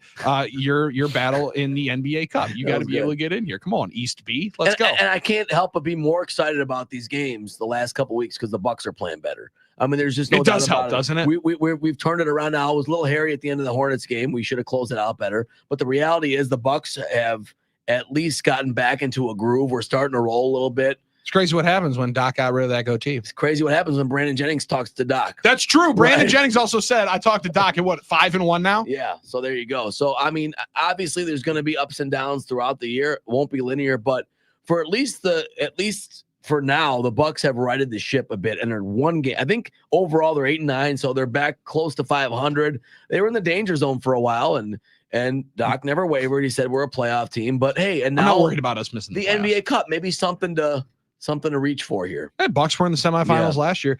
They win it, I'll be excited. Sure, it is a banner. It's a trophy. I'm not going to sit here and say it's 100. I don't know that we have to throw the real banner up though. I don't know that you go full Lakers and go full banner. Do you go full like half banner? Like the old Tom Crean Great Alaska Shootout mini banner? Little mini banner. I like that deal. Now, granted, the Bucks banners, the Bucks don't have big banner energy. Thank you. I was just going to say they already have the smallest. It's kind banners. of small banner style. I hate that. So maybe it does match and it'll feel weird. I don't know. Let's get to Vegas and see if they can do it. Let's do that. Let's win tonight. Let's win first, then figure out the way we celebrate, right? Yeah, that's how I feel about it with the Milwaukee Bucks, and we'll enjoy it coming up later on here tonight. 877-794-1973. Giannis won Eastern Conference Player of the Week. If you check the notes as well from last week, if you are interested in Giannis on that statement that I had last week about potentially MVP, Potawatomi Sportsbook. It moved. Correct. Yeah. From plus 25. You were going to be able to get him at 25-1, now 8-1. Giannis having a remarkably resurgent year, and big little run here for the Milwaukee Bucks tonight against the Miami Heat. Always fun against Miami, always fun against Jimmy Butler and company. So indeed going to be strapped in and tuning in for that one. So as I'm watching the game last night, getting ready for some NBA Cup action tonight, do we have time to play John Fanta? Yeah, because this came across the wire last night.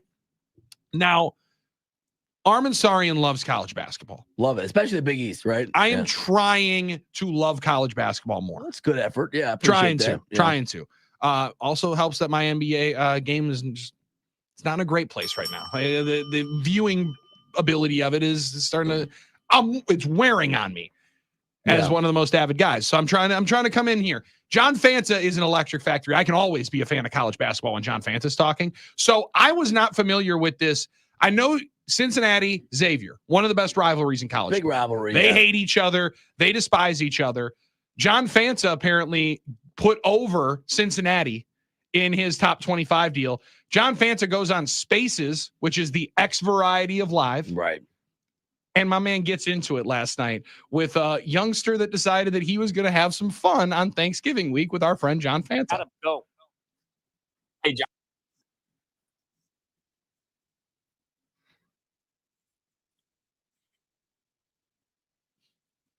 Your buddy.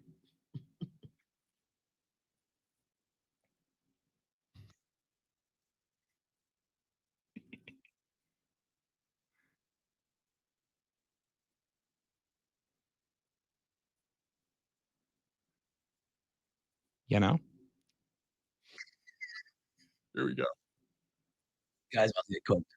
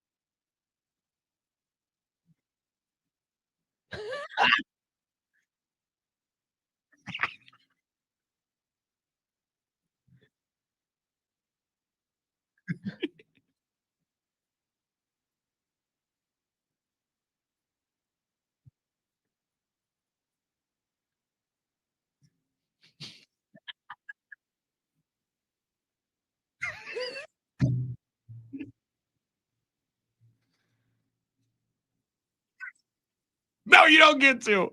I That's the love it. best part, I John love it. Fanta. I'm with you on the last Yeah. bit. You don't get to come in here, disrespect me, And then sit and say, "Oh, it's all good," and now. go Brownies. Yeah. No. Couple You don't things. get to do that. John Fanta is like one of the happiest guys out there. He loves college basketball. He's always fair. that's awesome. If you got a problem with Fanta, you're an idiot. Number two, You got a problem with Fanta, you're also going to have a problem with a large subsection of the internet. and here's the other thing: this kid really thought he had one. He was all prepared to go in and get him on that. Your buddy Sean And- Miller. And when it didn't work the first time, and he didn't affect John, and then he started backpedaling. He Not started one getting bit. real. Well, it's your buddy in the bio. We've seen the bio. He really thought he was going to do something smart. Guess Yeah, what? You got walked out of there, buddy. You got walked right out Let's of there. take a walk.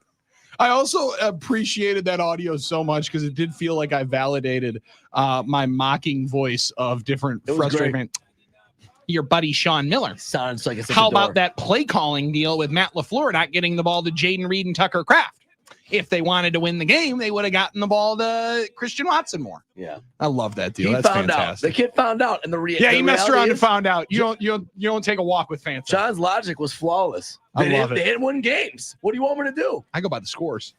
I walked into a establishment with John Fanta at the Final Four a couple of years ago in New Orleans. Electric factory. He's awesome. The guy walks into an establishment. It's like walking into a Packer bar with Aaron Nagler. Woo!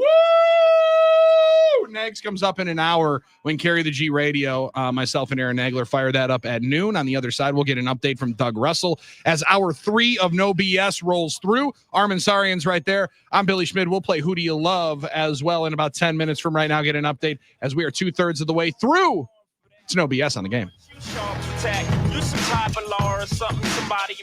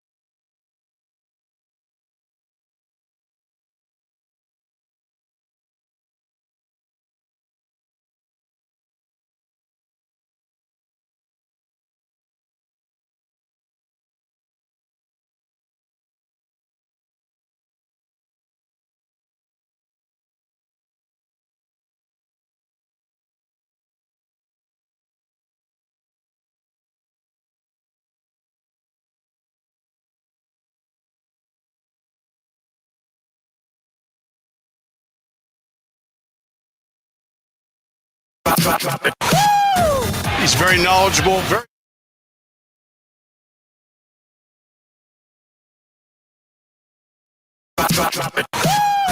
He's very knowledgeable, very intelligent guy, very personable guy. Here's Doug Russell. It's Cram Day in Green Bay on a short turnaround, just 4 days in between games. Thanksgiving night, of course, the Packers and the Dolphins. No practice this week, just game install and walkthroughs. That's good for a guy like Josh Jacobs, who just carried the rock 26 times 2 days ago. He says he'll be ready, but running backs take a pounding. But for Jacobs, he's got a game plan, and it centers on recovery. That's the thing that I had to learn. I feel like my second, third year in the league is how to take care of my body and how to go about things like that. I mean, I'm out to be in here for like another hour and a half before I actually even go home. Just trying to get my body right and trying to be as close to 100 as possible come Thursday. I made this comment last night with Schneidman. Considering that the Niners game was in control and you've got a short turnaround with the Dolphins coming up on Thursday, were you surprised to not see more of Chris Brooks and Emmanuel Wilson on Sunday? Maybe a little bit. Just the more surprising one for me, Doug, was all of a sudden when I looked at the stat sheet at the end of the first half and he had 17 or 19 touches and carries. And I'm like, okay, maybe we do see a little bit more. Just the flow of the game. They also didn't have a ton of plays in that second half too, right? Like, I mean, there were 4 straight 3-play drives. Luckily, one of them ends in a Josh Jacobs touchdown. But I think maybe if those would have been some longer drives, you would have seen 30 and 31 a little bit more. 31 ran well, too. Yeah, I thought they both did. Yeah. Both of them have been really good in spurts. Yep. And behind the guy who's really done a great job in his first season in Green Bay. I'll get things started Thursday with game day at 3. Kickoff my favorite show. At 7:20. Appreciate you. Got me on it this week? Yeah, you wanted to? Yes. Okay. Let's go. Yes. Wow, that was easy. Let's go on month game day. How about that? Mama, we made it. That was easy. Let's go.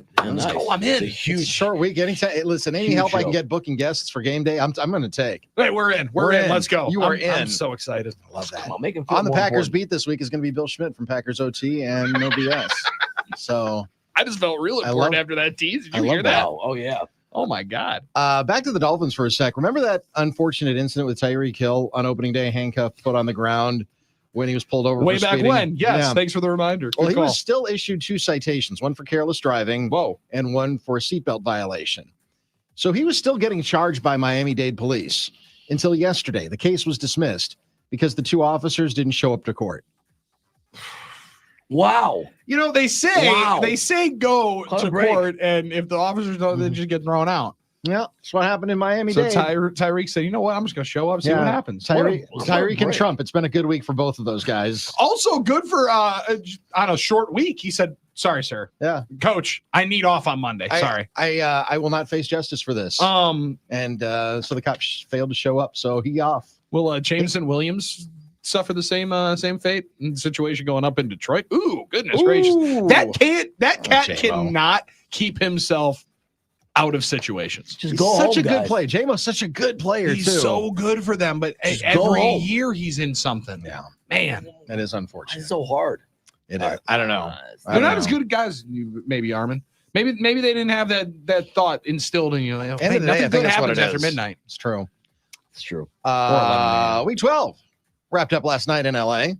Handoff, Hill runs laterally. Stephons breaks a tackle, 50. Got a block, 40 on the numbers, 30. Far side, foot race, 20. Far sideline, 15, 10, 5. Touchdown. Walking the tightrope down the far side. The electrifying run by Hill. I just want to hear Kevin Harlan read the phone All books day. every night. He's the greatest. Every time there's a Kevin Harlan highlight, it's so exciting. He's just so awesome. And to be able to have that on the air every single Monday night, fantastic. Oh, it's awesome. I don't even care about the Ravens and Chargers. Baltimore won at 30-23 for what it's worth. I just wanted to put more Kevin Harlan in the show. Yeah, I was now certain people were invested on certain given numbers in that game, in that situation. Being able to score touchdowns late in the game, yeah, we All like that. right. We like that. There we go. Diapers Big are fans free. of that. Big fans of that. College football, the Badgers desperate for a win. Their last dub was October 19th. Yeesh. Now they've got a winning season potentially, Paul Bunyan's Zax, and a potential bowl game on the line. If they win Saturday or Friday rather, and the bowl game, winning season. But that's not necessarily the order of importance for Coach Luke Fickell. when we start at the beginning of the season, we talk about rivalries. We talk about the battle for the axe. We talk about the history of the game more than we talk about different types of streaks and things like that. I'm not downplaying it. I'm not saying it's not incredibly important. I'm not saying it's another thing that's on our plate. But when it gets down to this last week, it's about one thing. It's about the rivalry. It's about preparing to play it in the most important game of the year. Okay. That is so the most if you're- important game of the year. Yes, yeah, absolutely. If you're watching the stream. That was a This kid. is why though. you got That to was be a watching kid. YouTube. At and first, I thought I was an older, No, mom. no, it's like a 7 or 8 year old kid. We have the Pat McAfee show on here in the studio, and they show this video that is from online of the Panthers Chiefs game. After the game, kid in a Chiefs jersey is trying to get, I can't tell who that is. He's trying to get something from, like a glove or whatever. My man reaches over the ledge and just head first right over, and I think it's caught by one of the players. Well, worth it. I mean, he got what he needed to get, and he wanted it more than the other kids. He definitely Just wanted it more. Get in there and go. I mean, it's like he's going after Eras tickets from Travis or something like that. Dude, Hey, that was impressive that's right big. there. That's big right there. Wow. Wow. Thought that was a mom at first, and I was a little nervous. Yeah, a couple of quick hitters at the end. First, head coach of this year's college football cycle has fallen by the wayside. Mac Brown fired today at North Carolina. Doug, I don't mean to say this, and you and I have both gotten relieved of our duties at certain institutions. These things happen. Did they ever tell you, hey, we're going to let you go, but we really need you still to work on Saturday? Could you work on Saturday for One us? thing you don't have in radio usually. Could you be able to fill in for us on Saturday? Usually they escort you out of the building in this business with security. Not I'm gonna usually need the that key goodbye card. show. You also don't get That's usually how that goes. You also don't get a $2.8 million buyout usually. That right? doesn't happen. Or whatever No, that what much doesn't it happen. is. Yeah. Speak for yourselves, boys. Marquette, number 10 this week in the AP college basketball poll. That's for you, Mark. For you, there, Armin, and the Badgers, number 15. They will both be I'm predicting both will be undefeated by the time that matchup. It's gonna be a fun one. Week from Saturday. You gonna go? I want to go, but I don't know if I can schedule wise. We got a lot going on. I already Already finding buffers for it. excuses. Yeah, already gonna go with that making excuses. attitude. Interesting how that happens. We'll It see. just so quickly just walks right away from that. I'm Isn't gonna that try amazing? and make it. I'm gonna try and make it. Well, good news is you can listen to the game right here on 97.3, the can. game in Milwaukee, if you Indeed. can't make it to it, or on the iHeartRadio app.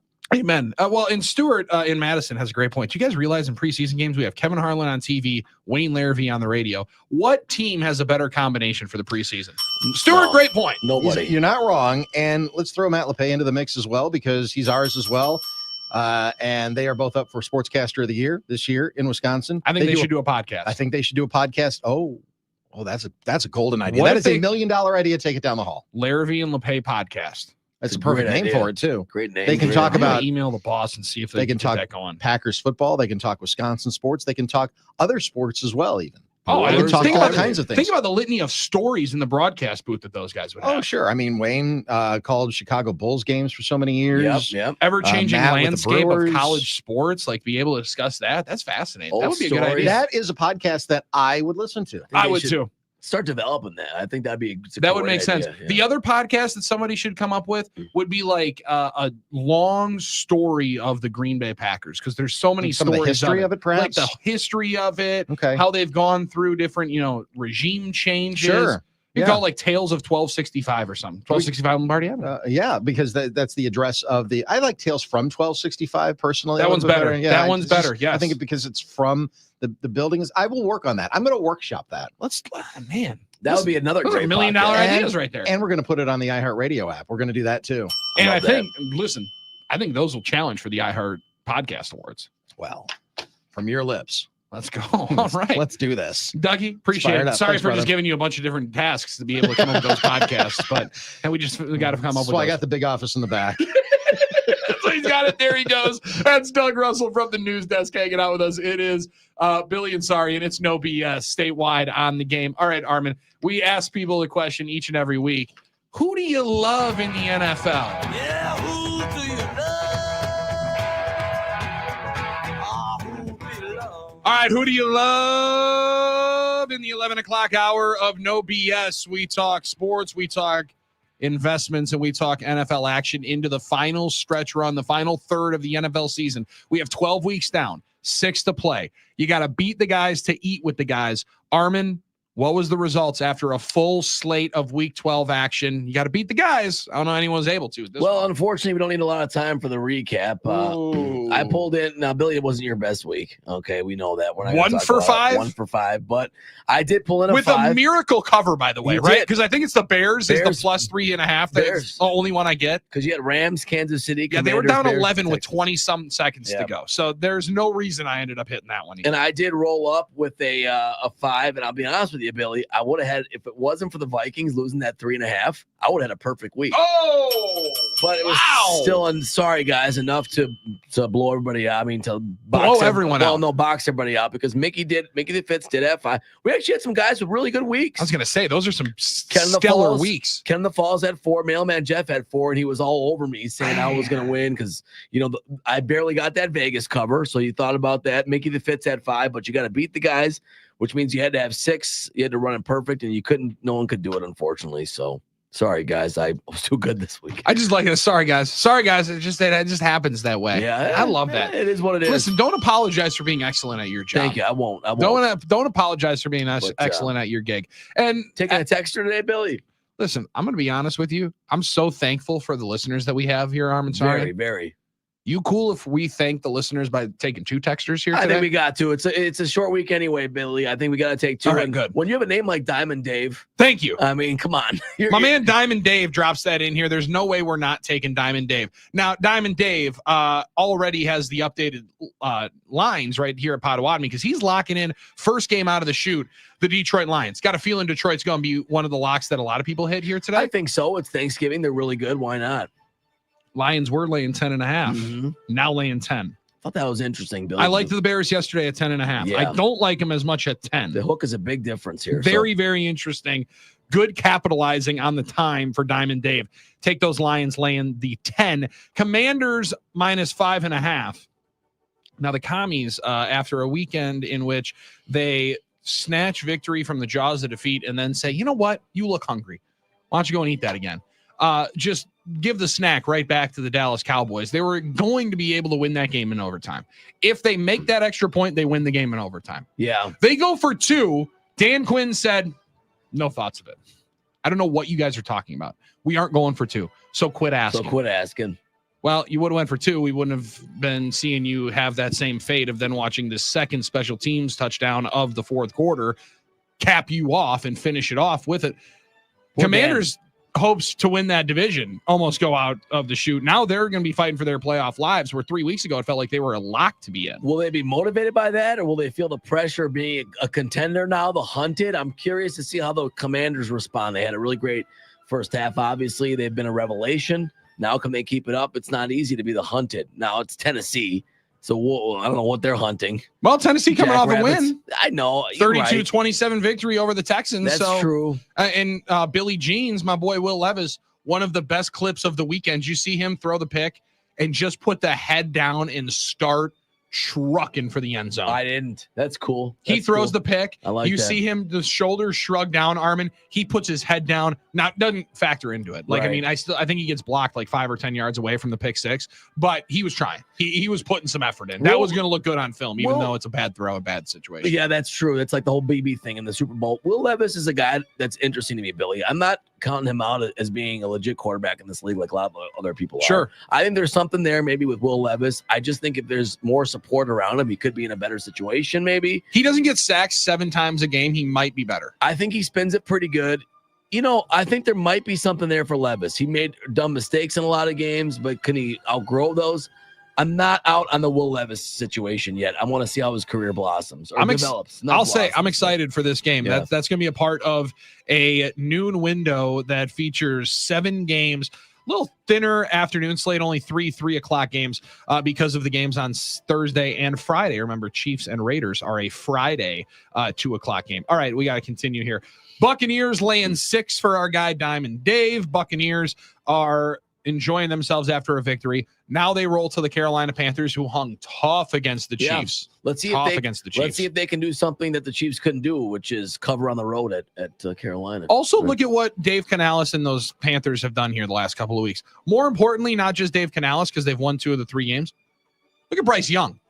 Bryce Young has played well, and he was getting a little bit of credit for it last week. He deserved it because he's spinning that thing. And if you're able to play a little bit better at that spot, I like that cat. I hope that he has some more success. Jags +5 coming off their bye week. You know me, Armin Sarian. I love betting on the Jacksonville Jaguars. And they're playing the Texans, who have been struggling. Is CJ Stroud struggling? I keep seeing that headline on the television. As CJ Stroud struggling, they're getting 5 points at home. Jaguars are. Yeah, I still don't know that I'd be doing that, but you'll find out where we side coming up later on this week. All right, Patriots +3 is the final pick for our guy Diamond Dave. +3 against the Indianapolis Colts at home. You know I love the Drake May Electric Factory. You do, but hasn't the clock struck midnight now? This last game in Miami. Okay, fine. They were down 31-0. Did you not see that valiant comeback to only lose by 3 scores? It was huge. They also got like a 4th and goal, like a 38. They picked that up. Listen, I'm gonna say this. We'll give them shots every week. That's what we do in this league. You get to play. You get to field the team. You get to play. I'm not into the whole Drake May hype like you are, but hey, maybe they can cover 3 at home this week. I think you need to be. All right, Diamond Dave, good work. Let's take one more text submission here. Eric in Waukesha. All right, Eric. He's also got the Commanders laying 5.5. He's also got the Lions laying the 10. And against our guy Diamond Dave, taking the Texans laying the 5 points, the games that we've already discussed. How about a couple different ones with the Buffalo Bills? Now, you take a week off in the NFL and immediately people just out of sight, out of mind. They forget about you. People forgot about the Bills, I feel like. Kind of forget about the Bills because they had an off week. Now they lay 7 Sunday Night Football against the team the Packers just saw in the San Francisco 49ers. I think they're going to cover.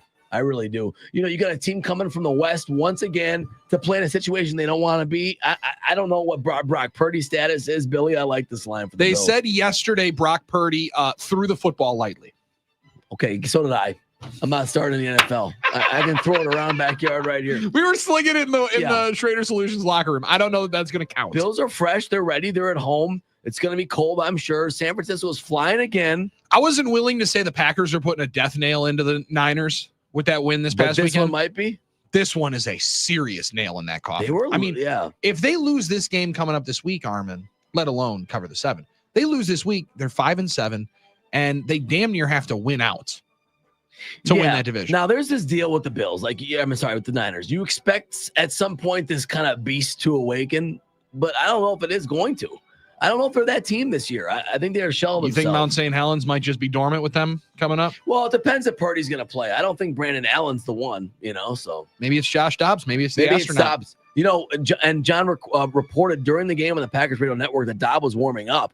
He was loosening up a little bit. I expected to see the Niners go with Dobbs at some point. They never made that move. I think Allen, at that point, finally had his first good drive. Yeah. So. Also, my favorite thing about Packers games at Lambeau Field, Malik Willis, more than any other Packers backup that I've seen covering these games, he throws like every time out.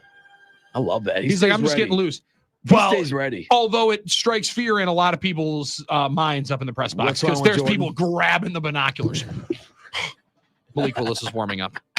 Guys, what's happening? Malik Willis is warming up. I'm like, I do think he throws most timeouts. He's like, I'm going to take the jacket off. Especially when it's cold. Why not? Yeah, want to stay fresh. Hey, you got to stay ready so you don't have to get ready. Malik understands the assignment of being ready as a backup, not just being a clipboard guy. Mm-hmm. He plays, prepares. Even though you think grabbing the clipboard is the only thing that you do. No, No, that's an most important. That's thing an important role is for helping prepare the team. I'm saying it's an important role. Chart those plays. He is going to be on the sideline for what our guy Eric in Waukesha is saying is the lock of the week. Taking the Green Bay Packers, locking in 3.5. Now, earlier in the week, if I'm not mistaken, at the Potawatomi Sportsbook, I thought I saw 2.5 earlier in the week. Well, I know I saw 3 yesterday. I saw 3. Yeah, seeing 3.5. Clearly more action coming down the Green Bay Packers, understandably so. However, to know how the Dolphins have scored, that over number still sits at 47, and I think that's quite appealing. Packers are a dead over team. Well, and in this line right now is 3.5, but it's another one of those weird ones where it's -3.5 at -104. So there's not that exact even money line, right? Like it's like -3 and 2.25. You know what I mean, Billy? That's it's like something to watch. Not that it affects the game we play, but it affects if you're gonna go play the line, right? I mean, so Dolphins are 3.5, but at -118. So not exactly the not exactly right line. there on this. Yeah. I love so we get a couple in there. Who do you love? Presented by the Potawatomi Sportsbook. Thanks them for providing the lines each and every week, allowing us to enjoy and invest with you. We'll have our picks coming up. We're gonna have them coming up tomorrow, right? I think tomorrow we're gonna have to do it because Thursday we don't have a show. The rest we of don't the have a week. show, and then Friday we don't have a show because of the Badgers. Yeah. So well, what the heck happened? How as quickly as that happened? Oh, that's what Thanksgiving week is, Billy. So you might as well settle in, watch some football, eat some side dishes in the side dish draft. No, I'm just kidding. Yeah, make sure you have that green bean casserole, because if you don't tell somebody that it's on your plate, people are going to think that you're not having it. People are going to think that you're just not enjoying those cranberries. You can miss me with the cranberries.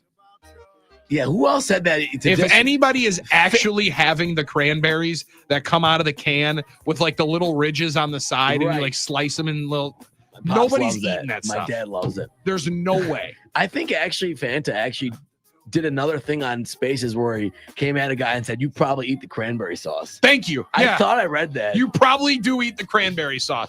That says something about a human being. If you're eating that coming up this week, I'll stick with my mashed potatoes and a whole bunch of turkey. It's no BS. That's Sarman Sarian. I'm Billy Schmidt. No BS with Billy and Sarian. It's the right way to play. How about one guy that says he wants to unretire in the National Football League? Spot that the Green Bay Packers could potentially use, and somebody that had some success at Lambeau Field. We'll bring that one to you as well before we get out of here and hand it off to No BS with to Carry the G from No BS with myself and Aaron Nagler at the top of the hour. It's Armin Sarian. It's Billy Schmidt. We're Stay Wide on the Game. Me and you could just slide for a few, and she could come too. That's love. Got to do it.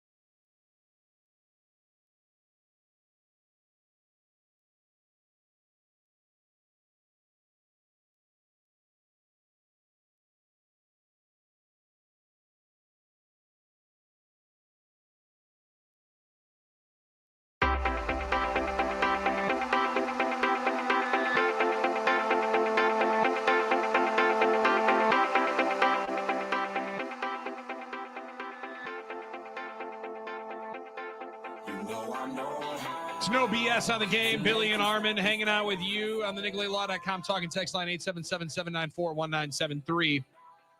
We stream the show each day on YouTube and X.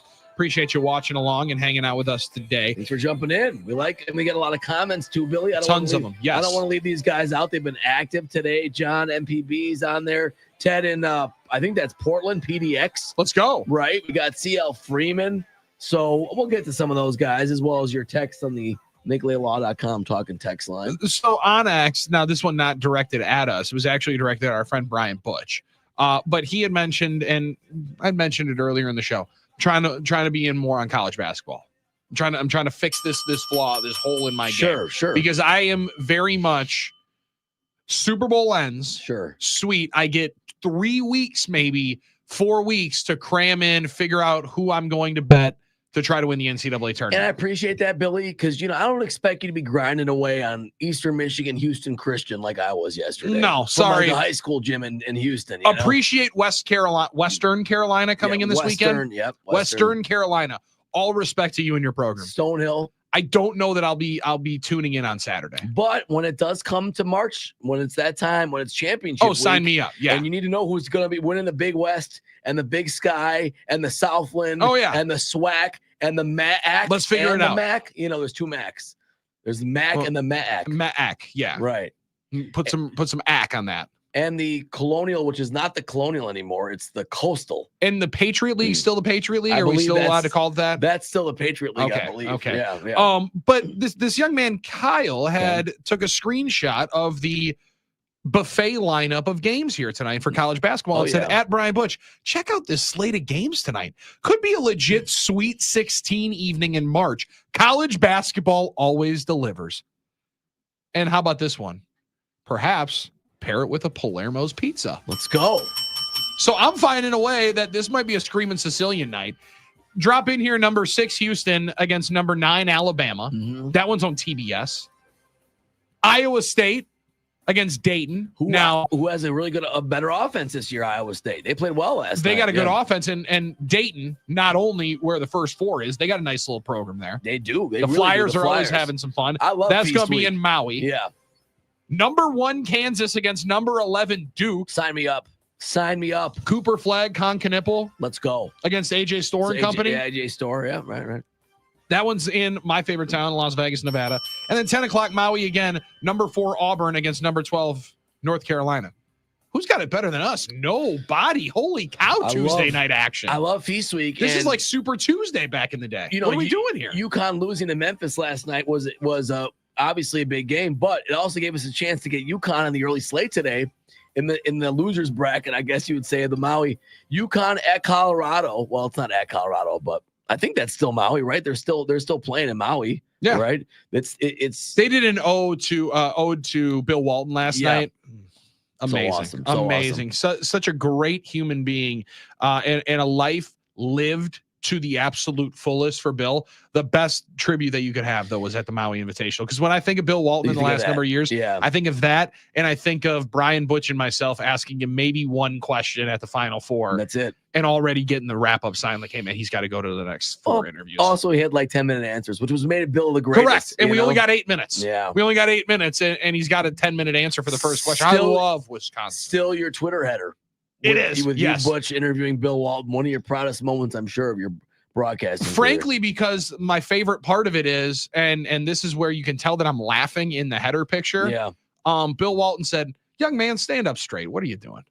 That's awesome. Like, damn right, Bill. That is awesome. I should stand up straight. Now, get in the middle here because you're a short one. Now, he's been on. Short one? Okay, yeah, I guess.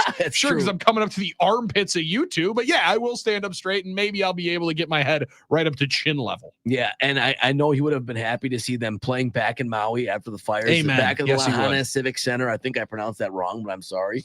But yeah, well, now Bill's a guy that, because of the Final Fours we've been to over the years, we've been blessed to have on this station with multiple guys. I know Mike interviewed him one year. Yep, Drew and KB, I think, had him one year. I think they were like doing an interview at the hunting expo. Now he's a guy that would have agreed with Schneidman.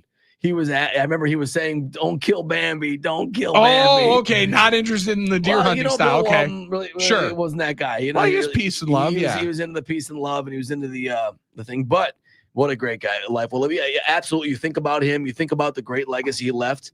Remarkable on not just the game of basketball, but on broadcasting and of being a fan of loving college basketball. He was always celebrating the game. He was always celebrating what he called and said, "Isn't this the greatest? We're here in this moment and everything's here and we're seeing this great game."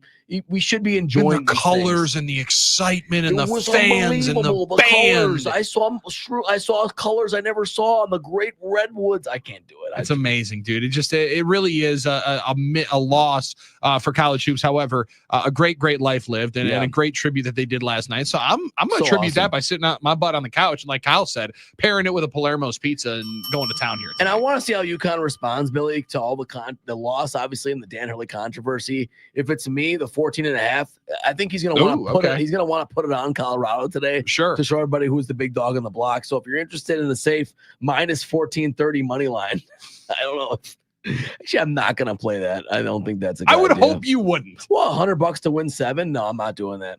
You know, there's a lot of questions about this UConn team this year because it's UConn. They've won the 2 national titles. Obviously, they're ranked highly, but they lost in overtime. I don't know if they're going to be as dominant. There's still so much unknown about what we're going to see in college basketball.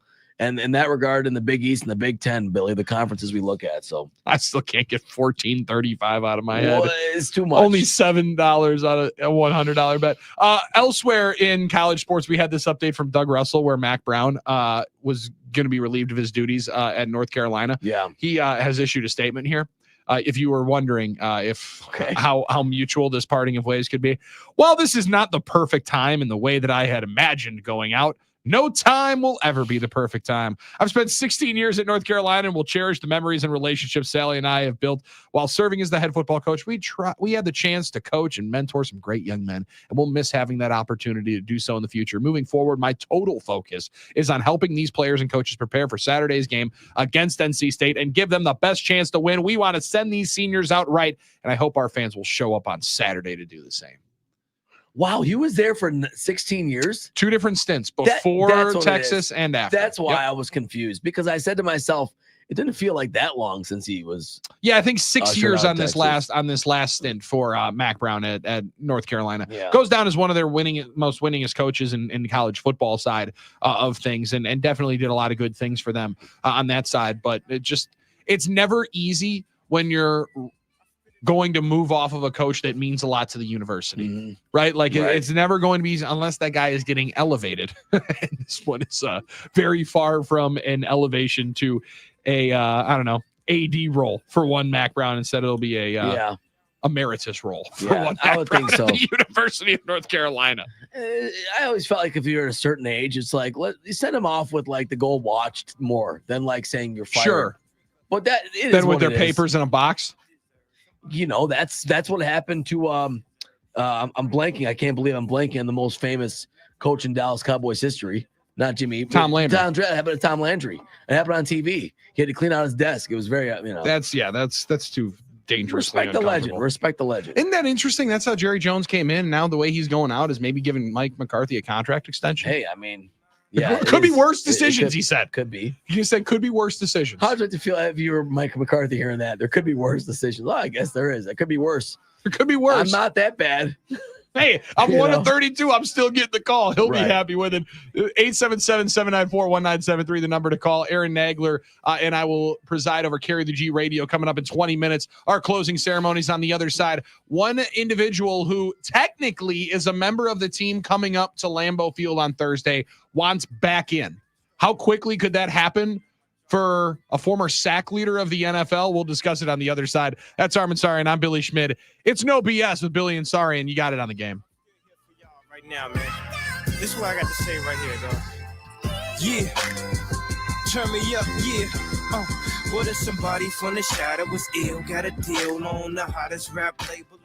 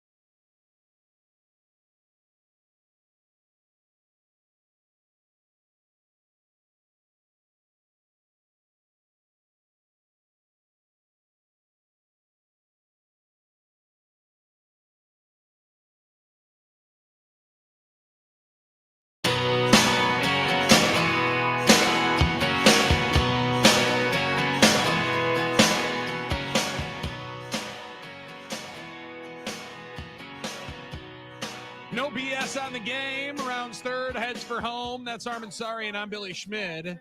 That's the BS part of no BS. Listen, we're not giving you any of that BS, all right? We're not trying to, at least. Well, listen, yeah, some will slip out. I mean, some will slip out potentially. Like when somebody called us on, nobody's eating those cranberries. All right, the stuff in the can, nobody's eating that stuff. 715 said, I think KB is the cranberry with ridges. Said that's his favorite. Well, because that's like he's got to be messing with us. There's no way. There's no way people are actually eating that stuff. See, my dad eats it. Okay, now I don't ever grab it because I feel like there's a lot of other good stuff to fill my plate with. Correct. But I do like you do have cranberries.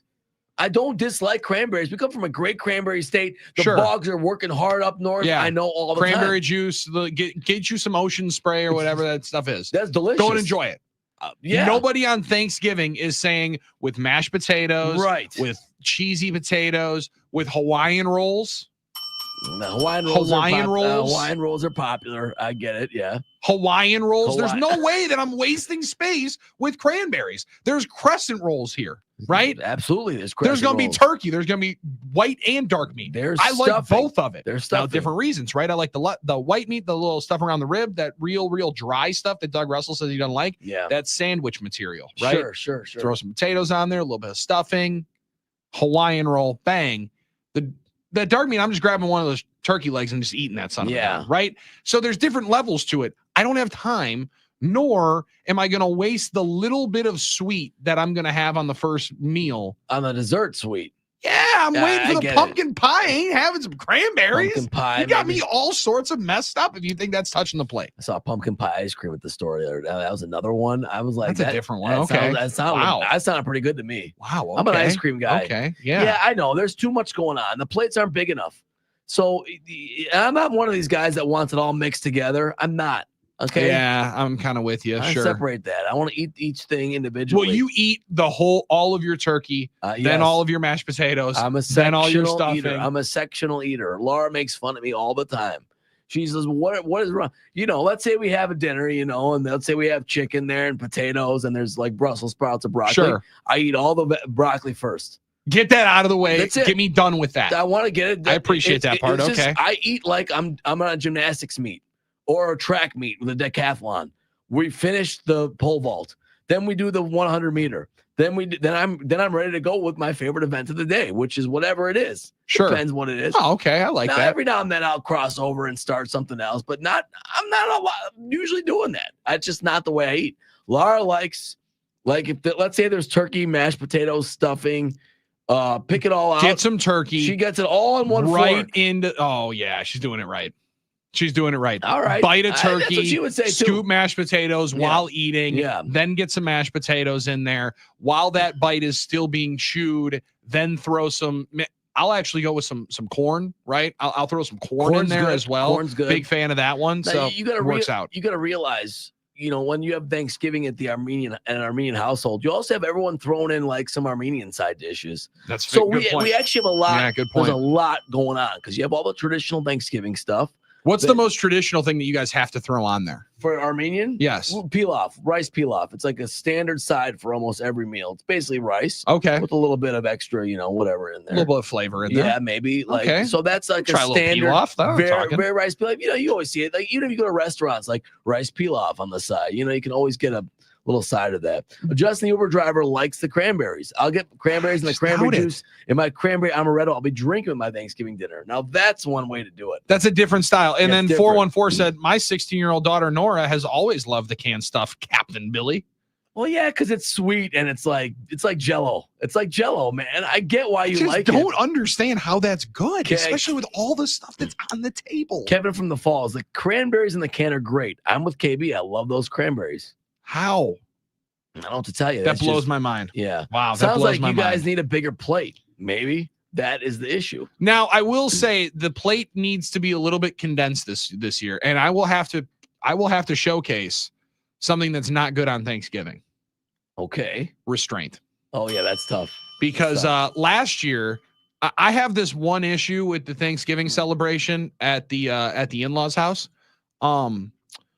where I've gotten too drunk a couple of times, where I have You told me not about I have that. not maybe eaten enough, painted myself. Oh no, I've eaten but plenty. You were but drunk, I've Billy? consumed before, and I don't eat breakfast on Thanksgiving, right? Like I want to allow for the stomach to have the full ability to expand and roll, right? So you're saying you come in on an empty stomach, no breakfast, saying hi to everybody, you get handed a drink right away. And then all of a sudden I'm six lights in, and I'm like, we haven't eaten yet. I don't exactly know where I'm sitting, and I'm gonna need a nap maybe before dinner, like before the food comes out. Right. So I need to, one, showcase restraint because we're driving up to Lambeau Field after. Two, I gotta maybe lower the volume, the quantity of food, because driving up to Lambeau Field, Armin, there's no built-in Thanksgiving nap that I'm gonna have to maneuver through here. Right. That's a tough deal. It's a very tough deal. I don't know how you're gonna handle it. I will say I've been Good luck. sweating about it and thinking about it for quite some time. Yeah, it is something to get you nervous about. Now, Aaron in Carolina goes with 2 Come on, plates. Aaron. That's like the buffet style. He's got sides on one and meats. He's just going 2 plates. You know, that's an interesting thing. Supper Club Mark. By the way, I'm an award-winning chef. I love that little drop in here. Stuffing instead of mashed potatoes. You always get the chance for mashed potatoes. You mix the cranberries with the cranberry sauce. Still not my fave, but thank you, Armin. It works out. I appreciate it, Dave. Okay. Cranberries. Okay. Yeah. He's an award-winning chef, so we need to figure that Jacob stuff in out. Superior. My favorite Thanksgiving meal is armadillo eggs. Cream cheese stuffed jalapenos wrapped with pork sausage and bacon smothered in barbecue sauce. You're just showing off. What on earth is that? First of all, I don't even believe that's real. I think he just said that to type. He typed in 15 different Put things. anything you could in there and like, oh, that'll be amazing. Yeah, you got to have some of those. Those are outstanding. All right, Billy. So as we wrap this up here, all right. So yeah, we have a couple days yet, but you need to eat a little bit in the morning, then drink, then eat, then nap, then come to Lambeau for the game. No drinking. No drinking at all. Okay, and yeah, no that's napping. good. There's going to be no napping. I think you could have one in the morning with your meal, or in the day, then go to Lambeau. I mean, food's at 1 or 2. I mean, that's true, we're leaving for Lambeau, going up at like 2:30, 3 o'clock. And Like, Drew, it's true. Drew's making you drive too, right? it's gonna be tight. Yeah, It's gonna be tight. So we're gonna have to roll. We're gonna have to figure it out. I Maybe some forgot. Hawaiian rolls to go. I forgot that you drive with Drew. Oh, Is I that- drive both ways. Yeah, Come on now. that's what it is. I prefer to be the captain of the ship. Yeah, that's okay. I'm generally prefer that. I'm not a good passenger. Not that I'm a straight backseat driver. Yeah, but your boy is a little bit of a passenger princess when I'm sitting there. And I'm like, excuse me, can we either push the accelerator down? Can we stop changing lanes? Not a very good passenger. One guy that had been a passenger, Shaq Barrett, he announced his retirement in July, Armin, after signing a deal with the Miami Dolphins, who come up here to Lambeau Field. Now he wants to play football. He said, now I might want to unretire. He said he was going to shift his full focus to his wife and kids. Now wants to come back after being an undrafted free agent. He got tired of that. He said, dude, I need some help. I don't have enough time. Now, he did have a very, very sad tragedy in the family, which kept him at home. But now he has told Drew Rosenhaus and Robert Bailey, who have told Adam Schefter, he wants to come out of retirement. He has applied for immediate reinstatement. So take that to the retirement papers that we said didn't happen. I was gonna say, what about that? Is there anything left in the tank for him? Is anyone gonna pick him up? Well, the Miami Dolphins need some pass rush help. Right. Bradley Chubb potentially not playing. Already Jalen Phillips out earlier on in the season, so maybe that would be something that they would be interested in. 2-time Pro Bowler. There's a reason why they acquired him earlier in the year. We acquire you as all our great listeners throughout the year, and we are so thankful that you have stuck with us through a trial error, a run of a turbulent waters over the last couple of weeks. But we appreciate all of you. We thank you for being loyal listeners to No BS right here of Armin Sarian, myself, Billy Schmid. We will be back coming up tomorrow, even better than ever. And myself and Aaron Nagler will have Carry the G Radio on the other side. Armin, great work here today. We'll try to be better tomorrow. I'm Billy Schmid. Stay with us right here. You got the game.